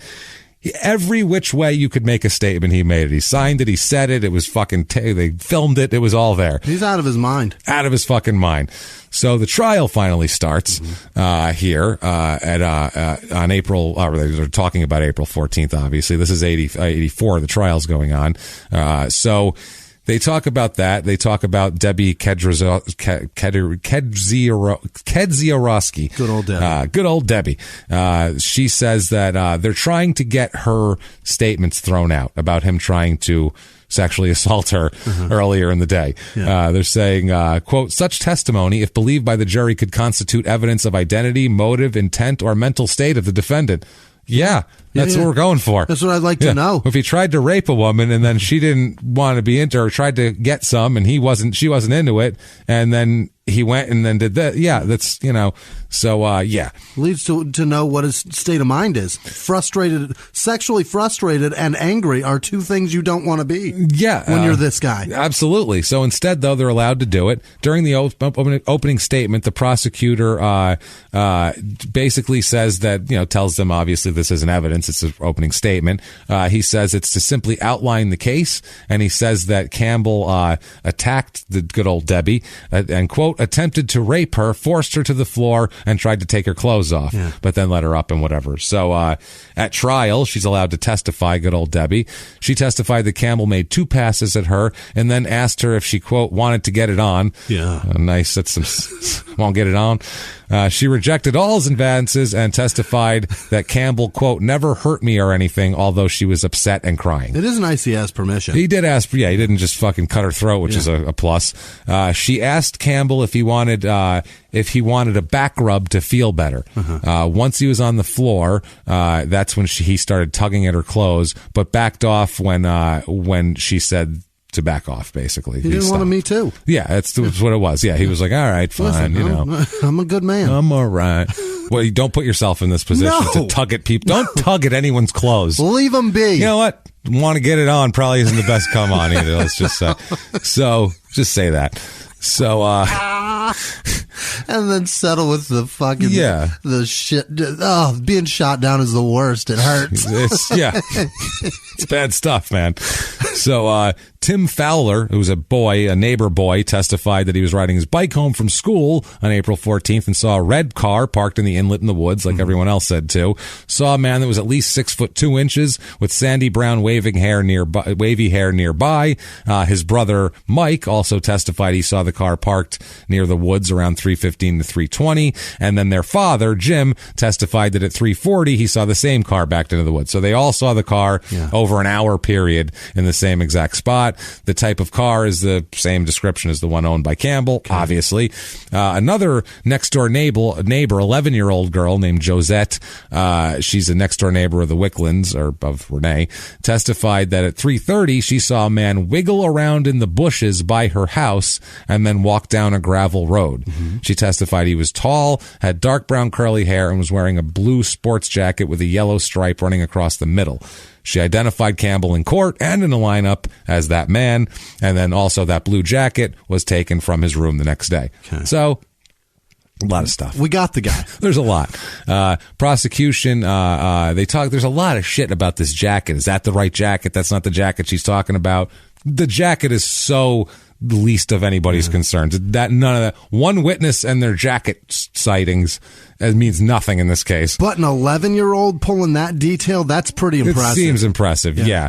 And then at the end, there was a cross-examination where she said the jacket that they had, she wasn't sure if it was the jacket, but it was the jacket. So they're saying, see, she doesn't even... All the other shit, never mind. She doesn't know a jacket. Like, she's fucking 11. Yeah. She nailed the colors. Done deal. She doesn't recognize a stranger's jacket from a year ago that she saw. She rode her bike by for 3 seconds. What a shock. Like, she was probably looking at his head. So, after all this, the defense continually tries to get a mistrial out of all this shit, but never works. Another neighbor boy testified he saw a tall man at around 5 p.m. walk down the street carrying a bundle over his shoulder, like a blanket carry, like a giant bindle without the stick. This guy also used high-powered binoculars to observe the person because they thought it was weird looking. And these people, Mr. and Mrs. Chambers from the neighborhood, testified at trial that Campbell was the person they saw through their binoculars. Impressive. As well. This Mr. Chambers initially spoke to a detective and described him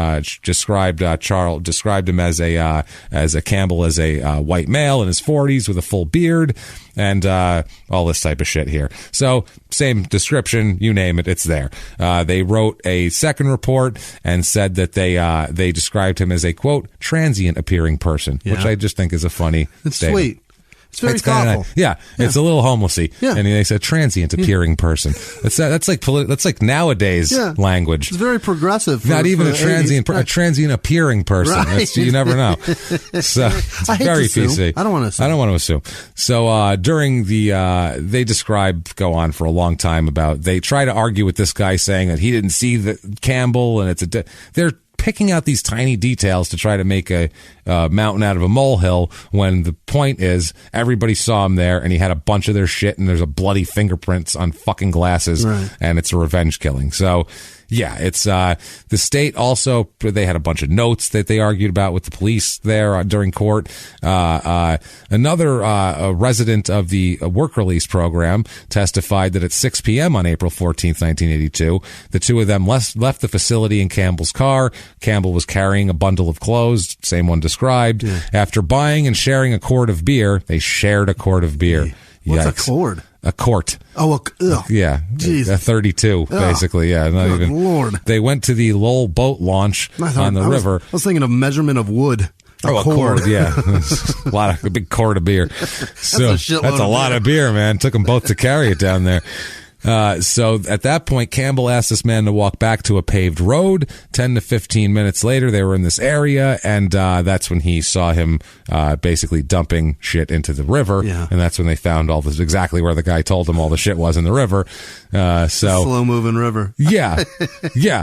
Now, through this whole thing, the defense is trying to make it out like saying this guy must have killed Renee. Well, he knows where all the stuff is. He's the one who knew where it was. Let's get all hair samples and shit from them, which is smart as a defense attorney. They should do that if it wasn't a mountain of pile of evidence here. If there wasn't a handprint in blood. Yeah. It doesn't matter. I don't care about anything else. Just that's good enough for me. They tried to get this guy to be forced to try on jeans and a shirt that were pulled out of a river to see if it fit him and shit like that. They tried to pull like an OJ glove situation, and the judge was like, we're not doing that. That is fucking ridiculous. No, not doing that here.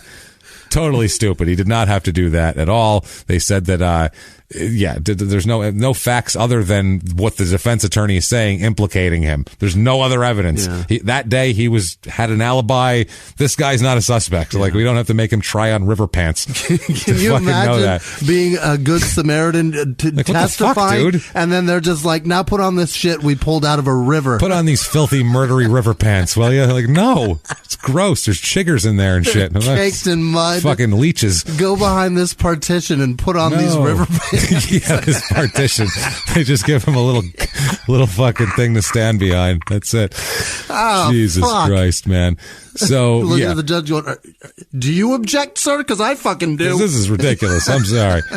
Now, while all this is going on, Charles Campbell sat back grinning openly, sitting all back, like with his hands behind his head and shit like that, like making a spectacle of himself, like he's fucking bored with the whole thing. I'm gonna beat this one. Yeah, big grin on his face. He would yell at his lawyer all the time and be like, "You fucking idiot, what's wrong with you?" And they'd have to tell him to shut up. At one point, the facts of the murder were being discussed in great detail, as a pathologist tends to do, and autopsy people. And he sat back with a big grin on his face and just shouted out, "Do we have to go through all this crap again?" That's what he said. Wow. In court, while this guy's describing an 8-year-old being murdered. He said, "Do we have to sit through all this? I'm tired of this shit. Let's get it fucking... Let's wrap it up, asshole." Like, he's like playing the music at the worst. Yeah, let's go. Come on. Yeah, he's getting the light from the back of the room. The worst, Jesus, the worst possible thing you could do. Not even giving these people the respect of having their shit heard out in court. So, during the closing arguments, the prosecutor just was pointing at him the whole time, like, this piece of garbage. Like, it was just, he said, quote, "This man did it because Renee Wicklund testified against him. Every piece of evidence points to that man and no other. Mr. Campbell had the motive. He had the opportunity. He had the intent. He wanted to do it. All you have to do is look at the pictures of that crime scene and you can hear the screams," which imagine the crime scene photos. Oh my God. I don't want to see him. That's one where if they had him somewhere, I wouldn't even have fucking looked at him. Way. Not even going to do it. So the defense lawyer, they have a different argument in the closing argument. Now they've gone to a different thing. Yeah. Now they've gone to the sheriff's officers planted incriminating evidence on him and tailored all the statements from fucking 24 witnesses.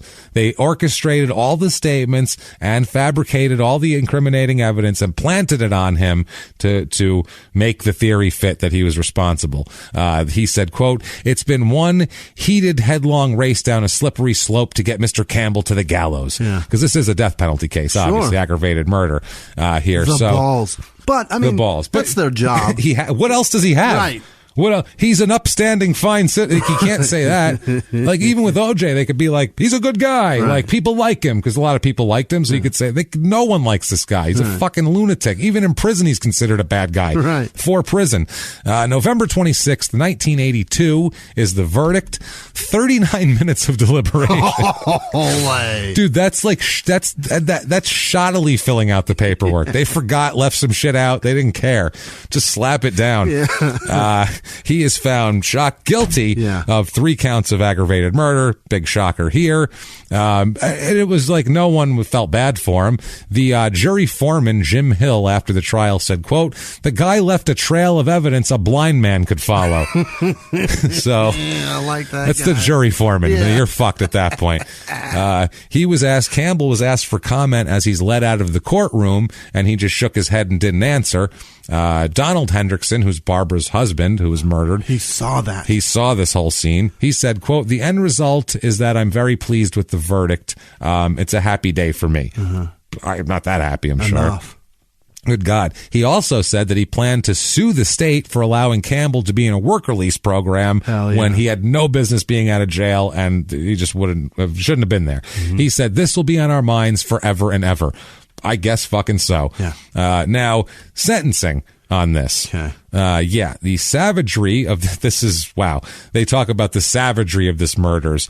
They talk about the horrible clinical version that they gave to the jury is even taking it easy. It's sanitized. It's so fucking bad. Campbell's own mother, meeting with both prosecutor and defense attorneys at separate times, said she felt the death penalty was the only appropriate thing for her son. His mom said that. She's been praying for it for a while. Please kill my boy. Yeah. I beg you. Yeah. Fucking kill this guy. Stop him from embarrassing me anymore. Don't let him come home no more. Prosecutors actually felt so bad for her, they didn't even put her on the stand to say that. Really? In court. Like, they could have got his own mother to go, the only thing to do is kill my son. Yeah. And that would have been great for their case. And they said, we don't even need that. That's too far. That's too far. They didn't want to put her through that. They're like, this is fucking rough, man. People are going to talk shit about her, whatever. Jury finds aggravating factors. 4 of them, as a matter of fact. They only have to find 1. Yeah. 4 was he was serving a term of imprisonment at the time he committed the murders. Right. That would be enough right right there. Barbara and Renee were both former witnesses against him, and the murders were related to their witness activity. Campbell murdered Barbara Hendrickson and Shannon Wickland to protect or conceal his identity, and that he committed the murder in the course of it, in the furtherance of, or in the immediate flight from the crime of burglary in the first degree as well. All of these are bad. In a separate proceeding, the jury found zero mitigating circumstances to merit any leniency, and they say, you, sir, may fuck off. Death by either lethal injection or hanging. Hell yes. That's on the table. Awesome. So, this is... wow, that's some shit. Does he get to decide, or does the judge get to decide? You can decide, but if you don't decide, then they decide. Okay, so the former sheriff afterwards is very happy. He said, quote, he didn't just kill them, he mutilated them. He raped and sodomized both women and a little girl. It's outraged. Everyone is outraged. We had feelings for the families. We were just somewhat resentful against the state. Why was this man on work release? They didn't have the answers, he says. So he was just saying he it was all three. Yeah, in his own way. Man, but it was just fucking brutal.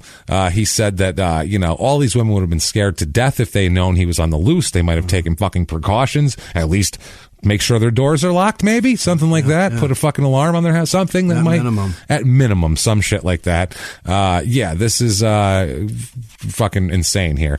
The whole thing's fucking nuts. Renee Wickland's sister said, quote, I hope to be here when he's executed.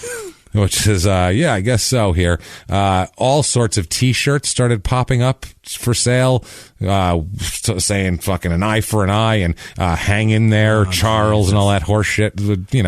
Assholes doing shit like that. Stop celebrating it. It makes it look bad. Exactly. Jesus. So we don't like doing this, but fuck, we hate that guy. So, it was rough here. He made us. Another person that worked at a grocery store said, I just want to see it carried out swiftly and promptly. He's proven he doesn't deserve to live in society anymore, and they should do away with him.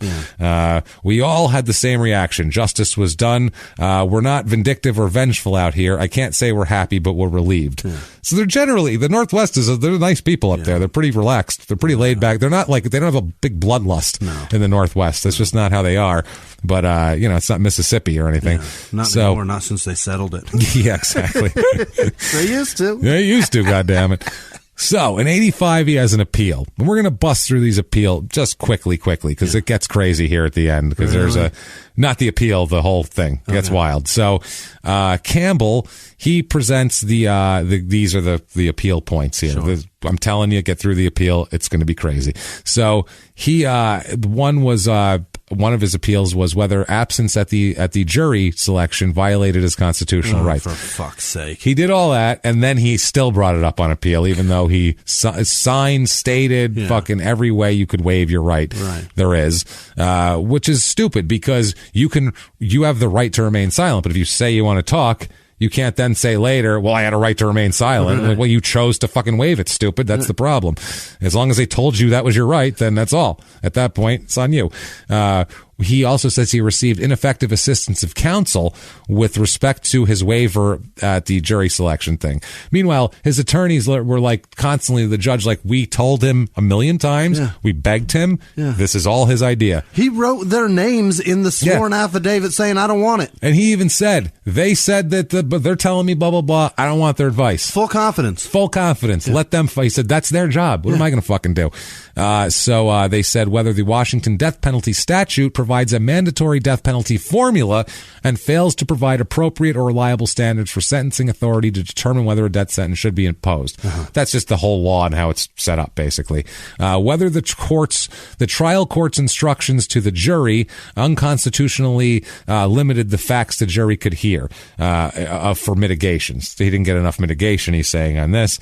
And whether he'd been denied other in his post-conviction for assistance of counsel there. And then whether the district court erred by denying his motion for a stay of execution and not providing an adequate evidentiary hearing, whether execution by hanging violates the Eighth Amendment, and, for that matter, whether Washington State employs qualified personnel to execute a hanging. Who's going to do this? It's not a career Whose anymore. fucking job is that? And that's the truth. So, he argues all this shit. We'll go through it very, very fast. They say, yeah, you raved, you're right, dickhead. Go fuck yourself. There's a lot of legalese I could go into, and this show would be an hour longer. We don't need it. Ineffective assistance of counsel, same thing. They say you couldn't have waived it any more fucking clearly. Like it just any more clearly. First, the death penalty statute is the next one. He argues there's no formula, any relevant factors. They said that the court says we already have held that Washington, through this revised code, creates a presumption of leniency. The statute does not interfere with Campbell's right to an individualized sentence by limiting the discretion of the sentencing authority. Because the jury is free to consider any mitigating factors, the death penalty statute is not a mandatory formula. Okay. So he was saying, like, I shouldn't be it shouldn't be mandatory. They're like, it's not, stupid. They just they hated you so much they said, we can't wait to kill this fucking guy. That's what it was. It's pretty awesome. They chose to kill you because you're a dickhead. So he says that the jury wasn't allowed to consider mental disturbance, but they did. They were just the psychologists all testified that he's not crazy. He's just an asshole. Yeah. So there's a difference between crazy and an asshole. Sorry. So also now the hanging shit. This is where it gets interesting. I really want to get into some hanging stuff. I like this. Yeah. But I have some funny stuff for you coming up too. I'm going to find out the perfect drop length for you, my friend, for a hanging. So I have a chart. Don't worry. He challenges the constitutionality of hanging under the statute. The statute provides that the punishment of death shall be inflicted by either hanging by the neck or at the election of the defendant by lethal injection. So you get hung unless you elect a lethal injection. So you've got to opt out of the hanging. You have to opt out of the hanging. The hanging's what you're in for. And then, or you can opt, because that was the original, and then when they introduced lethal injection, they said, or you can opt for this. Right. So that's the law. Now, it's like an email. It is. Yeah, you have to unsubscribe, bro. You shouldn't have signed up for that free trial. So it gets you. So they get you. This is great. So he's saying whether the execution by hanging violates the 8th Amendment because it's cruel and unusual, whether the direction of the condemned, whether the direction that the condemned be hanged unless he elects lethal injection, is cruel and unusual too. They're saying you shouldn't hang a person, and if they have to choose lethal injection, he's saying that's cruel and unusual. Yeah. Whether the direction that the condemned be hanged unless he elects lethal injection violates the First Amendment free exercise rights by compelling him to participate in his own execution to avoid hanging. He says that is against it's an infringement of his religious beliefs to make him participate in his own suicide, basically. Okay. To make him choose a death. The fucking nutsack on this guy. I just want to kick it like a fucking 40-yard field goal. What an asshole. He didn't give anybody else a choice. No, no. You just chose their way of dying. You chose throat slitting, you fucking asshole. They said he's able to choose lethal injection. That's his right. He has not done so. The state said that Campbell has consistently maintained he will not exercise his power to choose. That's because he's going to try to appeal that way. His refusal to exercise the option of lethal injection ensures his death warrant will be fulfilled by judicial hanging. This case, therefore, presents a real dispute between the parties and blah, blah, blah. 8th Amendment is cruel and unusual punishment. They said, obviously, hanging is pretty fucking rough and brutal. Basically, God, I want it. Yeah. They said that it's in this, as used in the Constitution, cruel, this is the law here, implies something inhuman and barbarous, something more than the mere extinguishment of life. The cruelty against which the Constitution protects a convicted man is cruelty inherent in the method of punishment, not necessarily suffering involved in any method employed to extinguish life humanly. The unnecessary and wanton infliction of pain is what they're talking about. Torture and shit like that. So Campbell does not argue that the punishment of death is disproportional to the crimes. The focus is whether the method of execution involves unnecessary and wanton infliction of pain. The court says we hold that it does not. So I have some hanging details here. Oh boy. Under Washington hanging protocol, this is according to Field Instruction WSP 410.500, known as Field Instruction instruction in the court documents here. They have a detailed methodology derived from U.S. Army regulation procedure for military executions.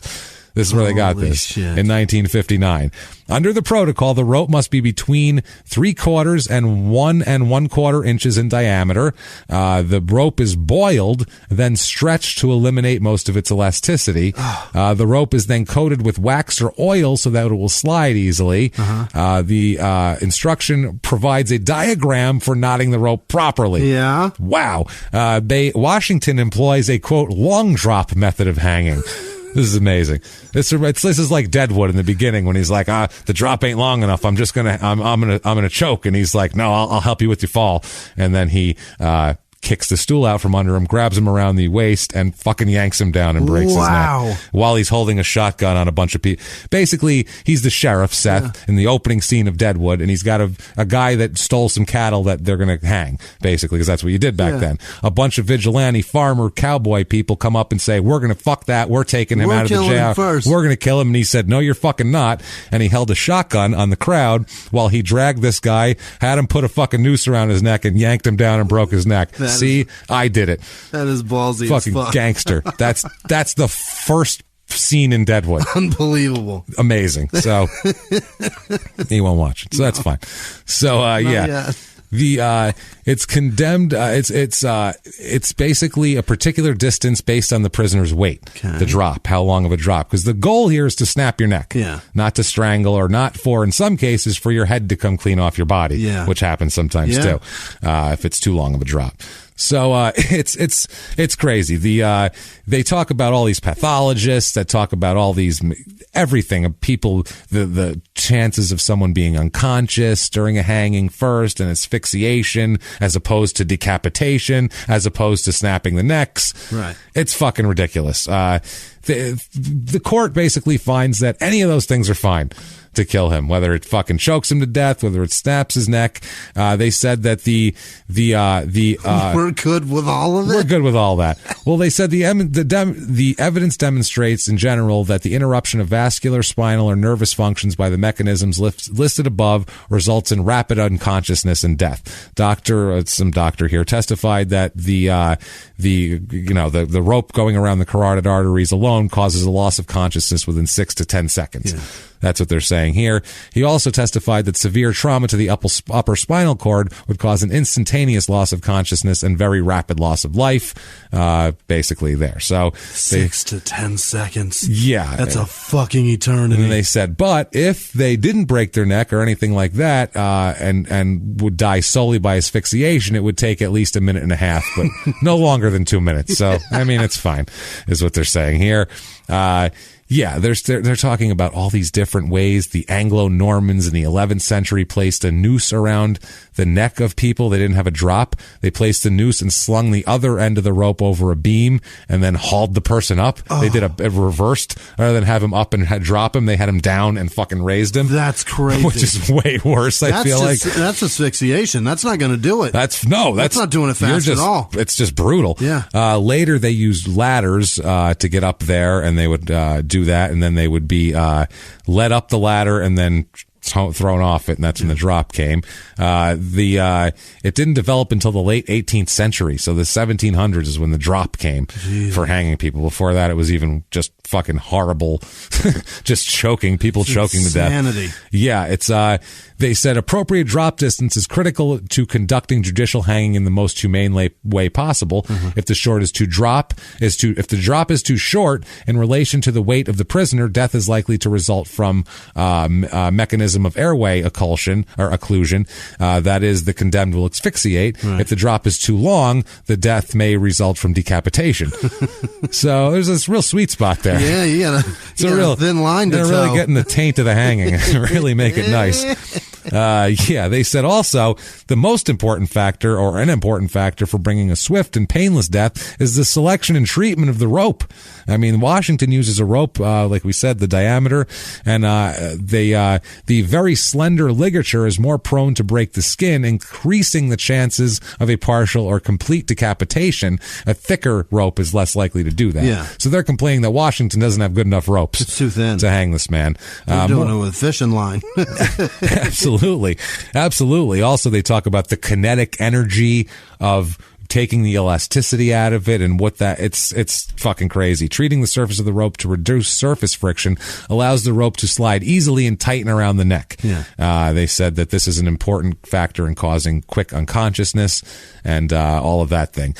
So Washington has conducted one judicial hanging according to the field instruction, and that was back in the 60s. Real quickly, I have a couple hanging bungles from back in time that we'll talk about. Oh, God. Hanging's gone wrong here. They excluded several items of evidence offered by Campbell's lawyers to show that there's been a lot of bungled ones. Here's evidence excluded by the court. Several photos of a 1901 New Mexico execution of Black Jack Ketchum, clearly showing that Ketchum was decapitated. Two newspaper accounts of the execution of Richard Quinn in 1910, stating that Quinn was asphyxiated, pleaded pitifully with attendants to take him up and spring the drop again. Oh, shit. Do it again. Oh, my God, no. That's the most horrible thing ever. Shoot that fucking guy in the head while he's dangling, man. What was his crime? If it was not rape and murder, please, for Christ's sake, bring him back up. Yeah, Jesus Christ. Bring him back up. Do it again. Oh, man. Also, unbelievable. Please drop me again. Do it again. It's not working. Please do it again. Farther this time. Fucking do it again. So another one, the warden of a San Quentin prison in California witnessed a hanging which resulted in asphyxiation, and a collection of research materials compiled by some guy here detailing executions all the way from the 1600s. All of this shit. Campbell argues that for some of the bungled execution accounts he offered, certain information was available or could be deduced or estimated, and Ketchum photos permit a rough approximation of the length of rope and perhaps the width of rope, he's trying to say. 30 feet? Yeah. Now, also is the religious rights thing. And they say, get the fuck out of here. No, it doesn't matter. They say the statute does not compel Campbell to compromise one constitutional right to avoid infringement of the other. So fuck off. Now, the hangman qualifications one. I'm interested in this. He claims that there's no person employed or retained by the state who's qualified to conduct a hanging. Well, it's like nobody knows that. Outsource it to Iraq. They got it right. Well, that's what they talk about. They said that the adoption of the field instruction renders the employment of a trained hanger unnecessary. The field instruction provides the superintendent will provide the briefing to those individuals as required to implement. So they're saying it doesn't even take any skill. There's a diagram, tie the knot and fucking drop them. So kick the stool. The instruction, the field instruction provides for rehearsals of all phases of the execution up to springing of the door up to the floor. So he drops. They said that prison officials conducted many rehearsals of their last execution. They said that the field instruction to perform judicial hanging, basically they don't need a special hangman for this. We therefore reject Campbell's claim as moot. Oh boy. Affirmed. Fuck off is what they said. There is a dissent to this decision that's on his side, and it is super long. Really? This guy, it's longer than the court case, this guy's dissent. He is fucking pissed. He hates it. He hates it. What he ends up, I'll read one excerpt of it that's very quick, where he says that hanging has been associated with the spectacle of public executions. Charles Dickens, in a letter to the London Times, described the mayhem at a hanging he attended in 1849. In England, he said, I'm going to have to read that. Quote, when I came upon the scene at midnight, the shrillness of the cries and howls made my blood run cold. As the night went on, screeching and laughing and yelling in strong chorus of parodies of Negro melodies, good Lord, with a substitution of Mrs. Manning, one of the condemned prisoners, for Susanna. Ruffians, they were singing. They're singing like spoof songs. To the gallows with you or some shit. Pretty shitty, the ruffians and vagabonds of every kind flocked to the ground with every variety of offensive and foul language. Fightings, faintings, whistling, imitations of Punch, brutal jokes, tumultuous demonstrations of indecent delight when swooning women were dragged out of the crowd with their dresses disordered, gave new zest to the entertainment. Terrible shit there. People celebrating it. People say that's what's disgusting, and that's what we don't like there. That's what's bad, and we're none of us like we're very much we don't know what this is death penalty because there's people we really want to kill. We this guy, if anyone deserves to die, holy shit, it's this guy. Yahtzee. But the state fucks shit up so much, and the fact that they can kill this guy means that they'll fuck up the next guys, and that's what bothers us. But somebody kill this guy. Let's just say that we want this guy dead. But bad. The dissenting opinion is not, it's moot also because we're not doing a public spectacle, man. But it's still, he's saying that it's cruel and unusual. It's his thing is mainly based on the Eighth Amendment thing, saying it's cruel and unusual punishment. If you don't think a public hanging is cruel and unusual punishment in the 20th century, you're out of your fucking mind. That is, yeah, sure. Which is true. Yeah. It's true. And everybody here is saying, we get it. Yeah. This guy is a difference. Everybody's like, look, none of us like this. We think this is terrible, brutal, but I would do it myself if I could. There's little old ladies saying like that. If I could hang this fucking guy, I'd do it myself. He's an asshole. And they're tapping him on like, don't worry, it won't be in public. Don't worry. So February 15th, 1989, they set his execution date for March 30th, 1989. March 7th, 89, he files an appeal. March 23rd, the state Supreme Court rejects his challenges. March 27th, 89, U.S. District Judge rejects his second federal appeal. March 28th, it's getting close. The Ninth Circuit stays his execution pending appeal. Attorneys for the state and for Campbell present arguments in June of 1989, and this continues for a while. In 1990, he sued to have the hangman's identity be public. That was a lawsuit they had. And the judge decides the identity of Washington's hangman can be kept secret. Yes. They said that found the disclosure of the man's identity probably would block execution of convicted murderer here, and officials believe the executioner to be the nation's only qualified hangman. There's one dude. One dude. Who are you? Who the fuck is he? I'm the hangman. I'm the hangman. That's amazing. The only one. I'm the hangman. That's fucking wild. Really, though, I don't care. Tell him. I'll whisper my social security number in your fucking ear. This is on his behalf is why they're not doing this. Prison officials believe the executioner to be the only qualified hangman, and he has made it clear he will only perform the job if his identity and hometown are kept secret. Okay. He wants no part of being known as the hangman, probably. Quote, the undisputed evidence is that the state could not proceed with an execution if disclosures were made. So there's all sorts of groups appealing on his behalf, obviously. Wow. They said that the law has narrow exemptions for disclosure and shit like that when it would hamper a vital government function. Yeah. And so the judge said balancing the public's right to know with the right to have a government run properly. Quote, we are a society of law, and if the executive branch is prohibited from enforcing the lawful court orders, such as an execution, then indeed there can be damage to the vital public interest. If the state paid, and this is what the ACLU on his behalf said, if the state paid enough money, they could find somebody tomorrow, somebody from South Africa, for instance, where they hang people all the time, which is true. They have a $1,500 contract with him. He gets paid $1,500 to come in and do a hanging. One day. $1,500. He's not making enough. It's not bad. No, well, it's like doing like a shitty corporate gig. Yeah, like but a local shit one. You only get one a year. That's it. You know what I mean? If that. It's been the 60s since they had one. Oh my God. They ended up having one right before him, as we'll talk about here. The judge declined to rule on the constitutionality of hanging. He says, I'm not going to get involved in that. Washington, they said, he can do a preference anyway of lethal injection if he wants. Then don't do the hanging, sir. Yeah, the last execution at that point in the nation was in Iowa in 1965. So, long time ago. Same dude? No. Did he hang that one? No, he didn't. I hope not. So, last minute appeal as 1994 comes around. Last minute appeal. They argued, his lawyers argued that he had not been given a fair review whether the punishment fit the crime and whether the hanging is cruel and unusual punishment. They lost a last ditch effort to the U.S. Supreme Court, and the governor, Mike Lowry, also refuses to intervene despite his opposition to the death penalty. Yeah. He said, I don't like it, and hanging's especially bad, but let's just kill this guy first. Once he's gone, let's start out fresh. But he's got it. Did you hear what he did? You want to see a crime scene photo? Yeah. That's one of those. You show a crime scene photo and be like, fucking, let's do just that one. Hook him up. Let's go. No. That's a 8-year-old? Yeah, I've been boy. Show me how to tie that knot. Yeah. So as the hanging gets close, there's 50 opponents of the death penalty and about 200 people cheering and, yelling, get a rope and all that shit. Thinking they're cool. Yeah, they all think they're in the Old West at that point. The old picante sauce commercial coming out. Stupid.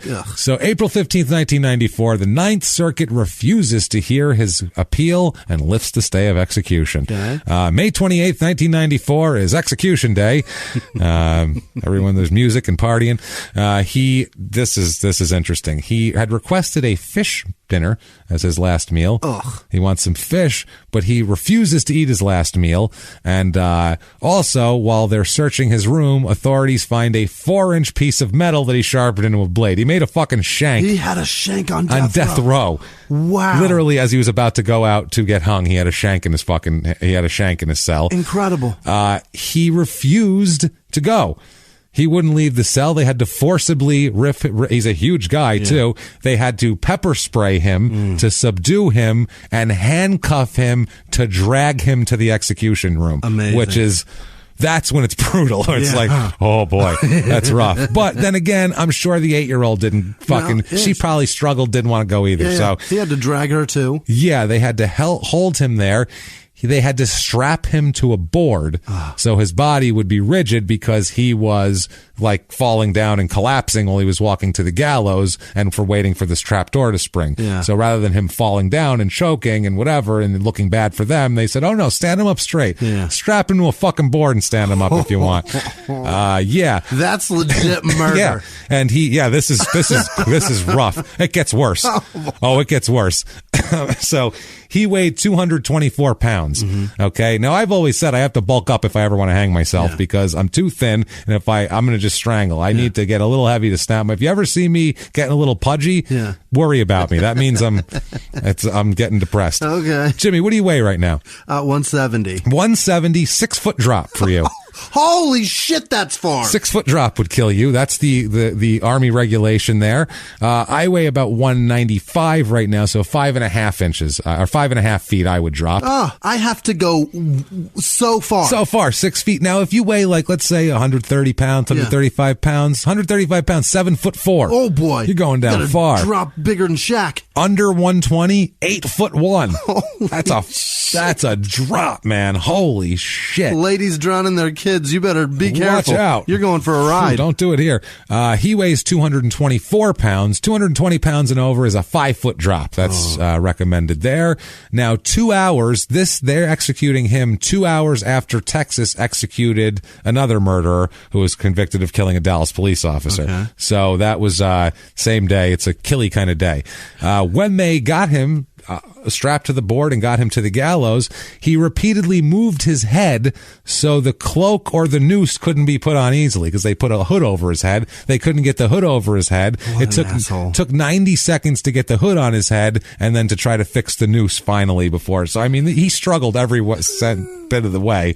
He's like a stray dog. Well, one thing, he made everybody realize what it was, though. This is what it is. You're fucking hanging a person against their will. So normally people go and quietly and everyone goes, well, that's whatever. But when someone struggles, this is a state official physically struggling to murder a person, which is a little fucking creepy. I think that's not that I don't think he was trying to make a statement, but if you look at it from that way, you go, ew, that's kind of creepy.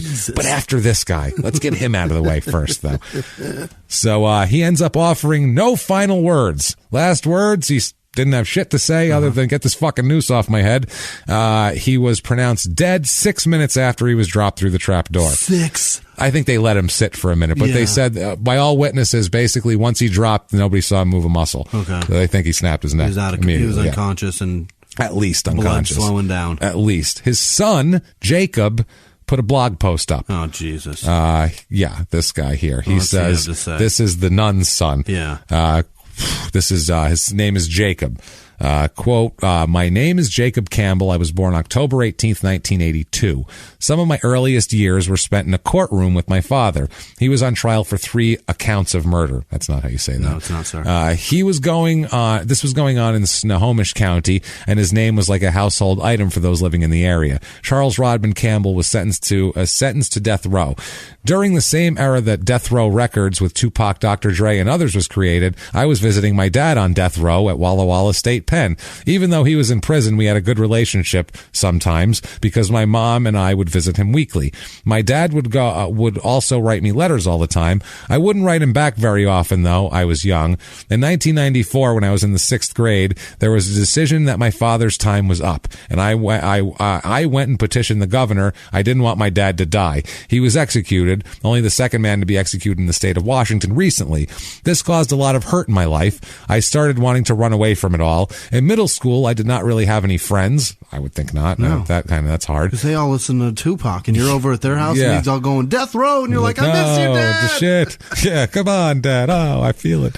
When I got into high school, I got heavily involved in the party scene. I look back now, and it seems like I was trying to dull my senses. I abused almost any drug that you might name and had my life completely caught up in the whole scene. The really scary thing was my drinking. I would also go and nightly drink until I was stupid drunk, past the point of control and feeling. I should have died a number of times driving recklessly drunk.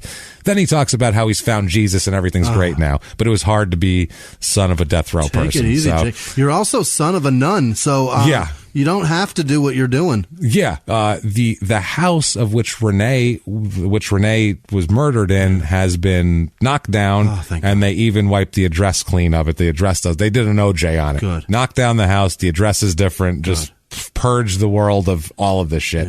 Yeah. Salt the earth. Absolutely. Fuck, man. Renee Allers Wickland, she is buried at the Jamestown in Stutzman County, North Dakota. It's the Highland Home Cemetery. Goddamn fucking shame, that poor girl. Horrible. And her kid and poor Barbara and everything. That is Clearview, Washington. What a town. That's a story. Come right visit. There. Yeah, come on down, everybody. Forest is a great place for the bodies, remember? He just wanted to be himself. Yeah. He was just trying to be himself, Jimmy. What I'm still stuck on trying to be himself. Is that that husband, that guy had nothing to do with Charles, the guy that came in and burned him? We don't know. We have no clue. That never one was ever found. No one was ever processed. It could have been a friend of his. It could have been somebody that got out of jail, and he could have been a fluke. It could have been the biggest coincidence ever. You don't know. What a terrible, tragic life that guy had. It's fucking crazy. And her, too. Yeah. That was traumatic for her, because then she's got to think, are they going to come set me on fire now? I mean, did they cut his brake lines? How did he really die? Dude, this whole thing is nuts. Poor girl. What a disaster. And then the hanging. But he got hung in the end. And That's pretty rad. He is one of the most vile human beings we've covered, though. Truly. I think we can say that honestly. That's Clearview, Washington, and that's Small Town Murder. If you like that, I got an idea of how you can do this. You can definitely get on iTunes or Apple Podcast or whatever the hell and give us a review. That helps us out tremendously. 5 stars would be immensely helpful. If you want to you can even go to shutupandgivememurder.com and you can find merchandise, all of our stuff there. There's cups and mugs and shirts and bath Great mats. Stuff. Leggings are on sale right now, by the way. The leggings have been put on sale just because people wanted them, and we said, hey, let's fucking give it to them cheaper. Easter sale. Yeah, shit, I don't know. We just wanted people to have leggings if they wanted it. Whatever. We don't care. It's fine. We don't need to make tons of money on leggings. It's fine. We just want you guys to have them. Yeah. Also, you can follow us on social media very easily, extremely easily. It's at Murder Small on Twitter, at Small Town Pod on Facebook, and at Small Town Murder on Instagram. Yes. Follow us any of there, or you can email us at crimeandsports@gmail.com if you want to be even the hugest hero in the world to us. One of our producers, who we're going to speak about just in one moment here, with glowing terms and love in our hearts and a warmth in our eyes. You can do that very easily by going to patreon.com/crimeinsports or head over to PayPal using our email address, crimeinsports@gmail.com. And Patreon people, if you didn't hear it in the beginning, I don't know if it's the $5 or $10 level. Check on Patreon the next couple days when we put it up, but there will be a bonus mini episode. It's going to be an actual story, a little bonus one we're going to try to cram in there. It's a crazy ass episode. Great. And you'll be able to get get it. I don't know if it's the $5 or $10 level, but we'll figure it out. But thank you for everything you do for us. We just want to say thank you. It's that we're not putting it up to be like, now give us more money, and you can see this. We're trying to thank you for donating to us, and we're going to try to do more of these in the future. You guys mean everything to us. You do, and we just want to do stuff for you as much as we can. Right. So that said, Jimmy, why don't you hit us with a list of the people who we thank the most and who are most responsible for all of this wonderfulness? This week's executive producers are Mike and Desiree Ramirez in Texas. We met them at the Dallas show. Thank you. Justin Miller, Mike Kennedy donated twice. Thanks, Mike. Thanks. Kat Brinker, congrats on a new career. She's not working for the government anymore, so Hey, she look sent at a little you. more. Thank you, Kat. You so much, Kat. Crystal Gennaro, Ariana Light, Andrew Corey Elkins, that's what that is, and then Doug Kiefer, Doug Kuiper, 2 shoes. Oh. I don't know what that means. I don't know, but thank you. Thank you, Doug. Shit, we and sure his appreciate wife, you. too. Damn it, I didn't write her goddamn name down. What a dickhead. Jesus Christ. I'm sorry. I'll find it next week. Tom Smith, Thomas Smith, Sarah Kula, Melissa Lynn, Shauna McCarroll, James Fraker, Pickle Bean, Katie Holland, Pong Sot, Dylan Hauer, yes. Brendan Abels.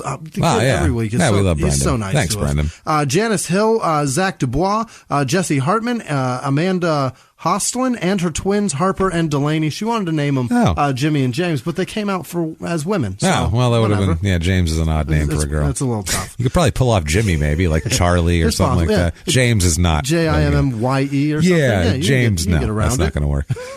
Gary Howard, Hannah Simmons, Felicia Newton. No. Shit. Yeah. Keisha. It's Keisha Newton. Got it. Steve Schnell over there in Philly. Hey, heavy metal scientist, my man. Joe Guernsey and his girlfriend Shelby. Happy birthday, Shelby. Well, happy birthday. B. English, Jason Fuller, Heather Fowler. Full. Yeah, he's going to be jacked about this one.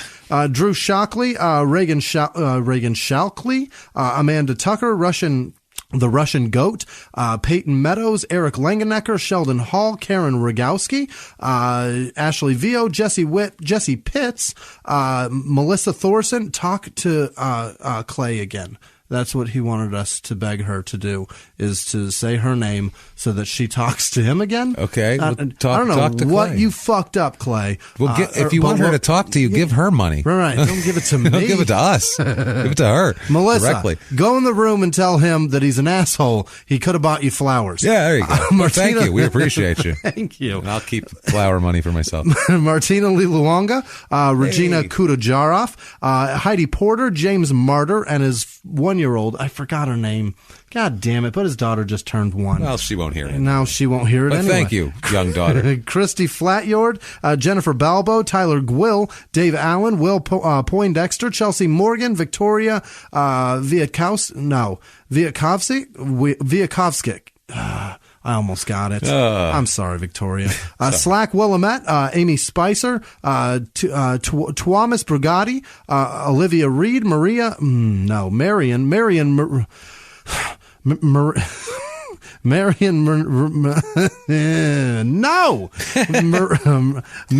Marunich. That's it. Elizabeth Wolfinger, Mike and Desiree Ramirez. I said that a minute ago. Alyssa and Barbara Rouse, Andrea Reynolds, Holly B, Brittany Butler, Margie Coonsey is back. Good to see you again, Margie. Freak Rolling, is that right? That's got to be a thing. Okay. Listen, I don't know. Alyssa Katu,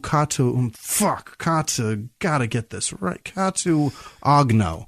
Oh, I can't do it. Jake LeBeer, Aaron Olivia, Jasmine Nicole, Matt Dietrich, Olivia Herman, Joe Cullen, Jordan Bennett. Thanks, Jordan. Rich Latch. Definitely. And Jordan has a great story that she was listening to us and talking about it in our fitting room, and then the door swung open, and there was a girl there with boobs out, and then that a good story so far. Yeah, she saw great boobs, and then that same woman showed up to her door to sell her something, and Jordan was. I've seen your boobs. Yeah, and she said they're great. So good for you, girl with great boobs in Canada. All right. Rich Latch. Great Canadian boobs. Find me on the internet and tell me all about it. Don't do that. No. Don't do that. Layla Sheikh. Yes. Rich Latch. I said that. Krister Hanoi. Chris Henson. Dana Papalia. Allison Morris. Suzanne Larson. Elaine DeCoste. Kelly Higby. Happy birthday to her husband, Michael. And seriously, don't don't find me and tell me about your boobs. Can't thank you guys enough, honestly. You're the fucking best, and you keep this show going. You're the goddamn heartbeat of this show. Without you, we're two dicks talking about murder together. Yeah, we're talking about how far to drop to be hung, and it's just lousy. No one wants to hear that. But with you guys, it makes it so much better. We can't thank you guys enough for everything. And what if they wanted to thank you for something or for other? You can find me at Whisman Sucks, WHISMAN Sucks, on Twitter, Instagram, and Snapchat. And I am blown away with how far my ride has to be. What about you? You can find me at Jimmy P is funny, or just copy and paste my last name from the show description. Save yourself some frustration as you try to spell it. Do that. Follow us. Come see us. Come to live shows. Hang out. Hit us up on social media. Do your thing. I don't fucking know what you're doing. Go to a live show and hang out. What else do you do there? No, just you said hang out after this episode. Yeah, hang out. You know what? We're just trying to be ourselves, man. We just want to do what we got to do. Till next week, everybody. It's been our pleasure. Bye.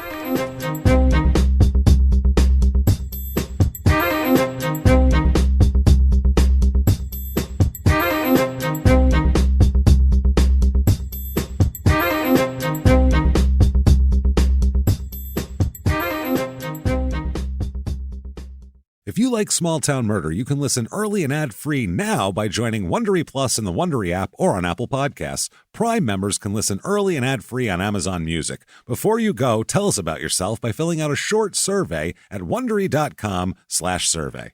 In the 1980s, a rosé swept the country. Hey, Mike, I really like this White Zinfandel. Well, good. Now put it down. We're going to try another one. White Zin became America's top-selling wine. But most don't know that this sweet drink has a sour history.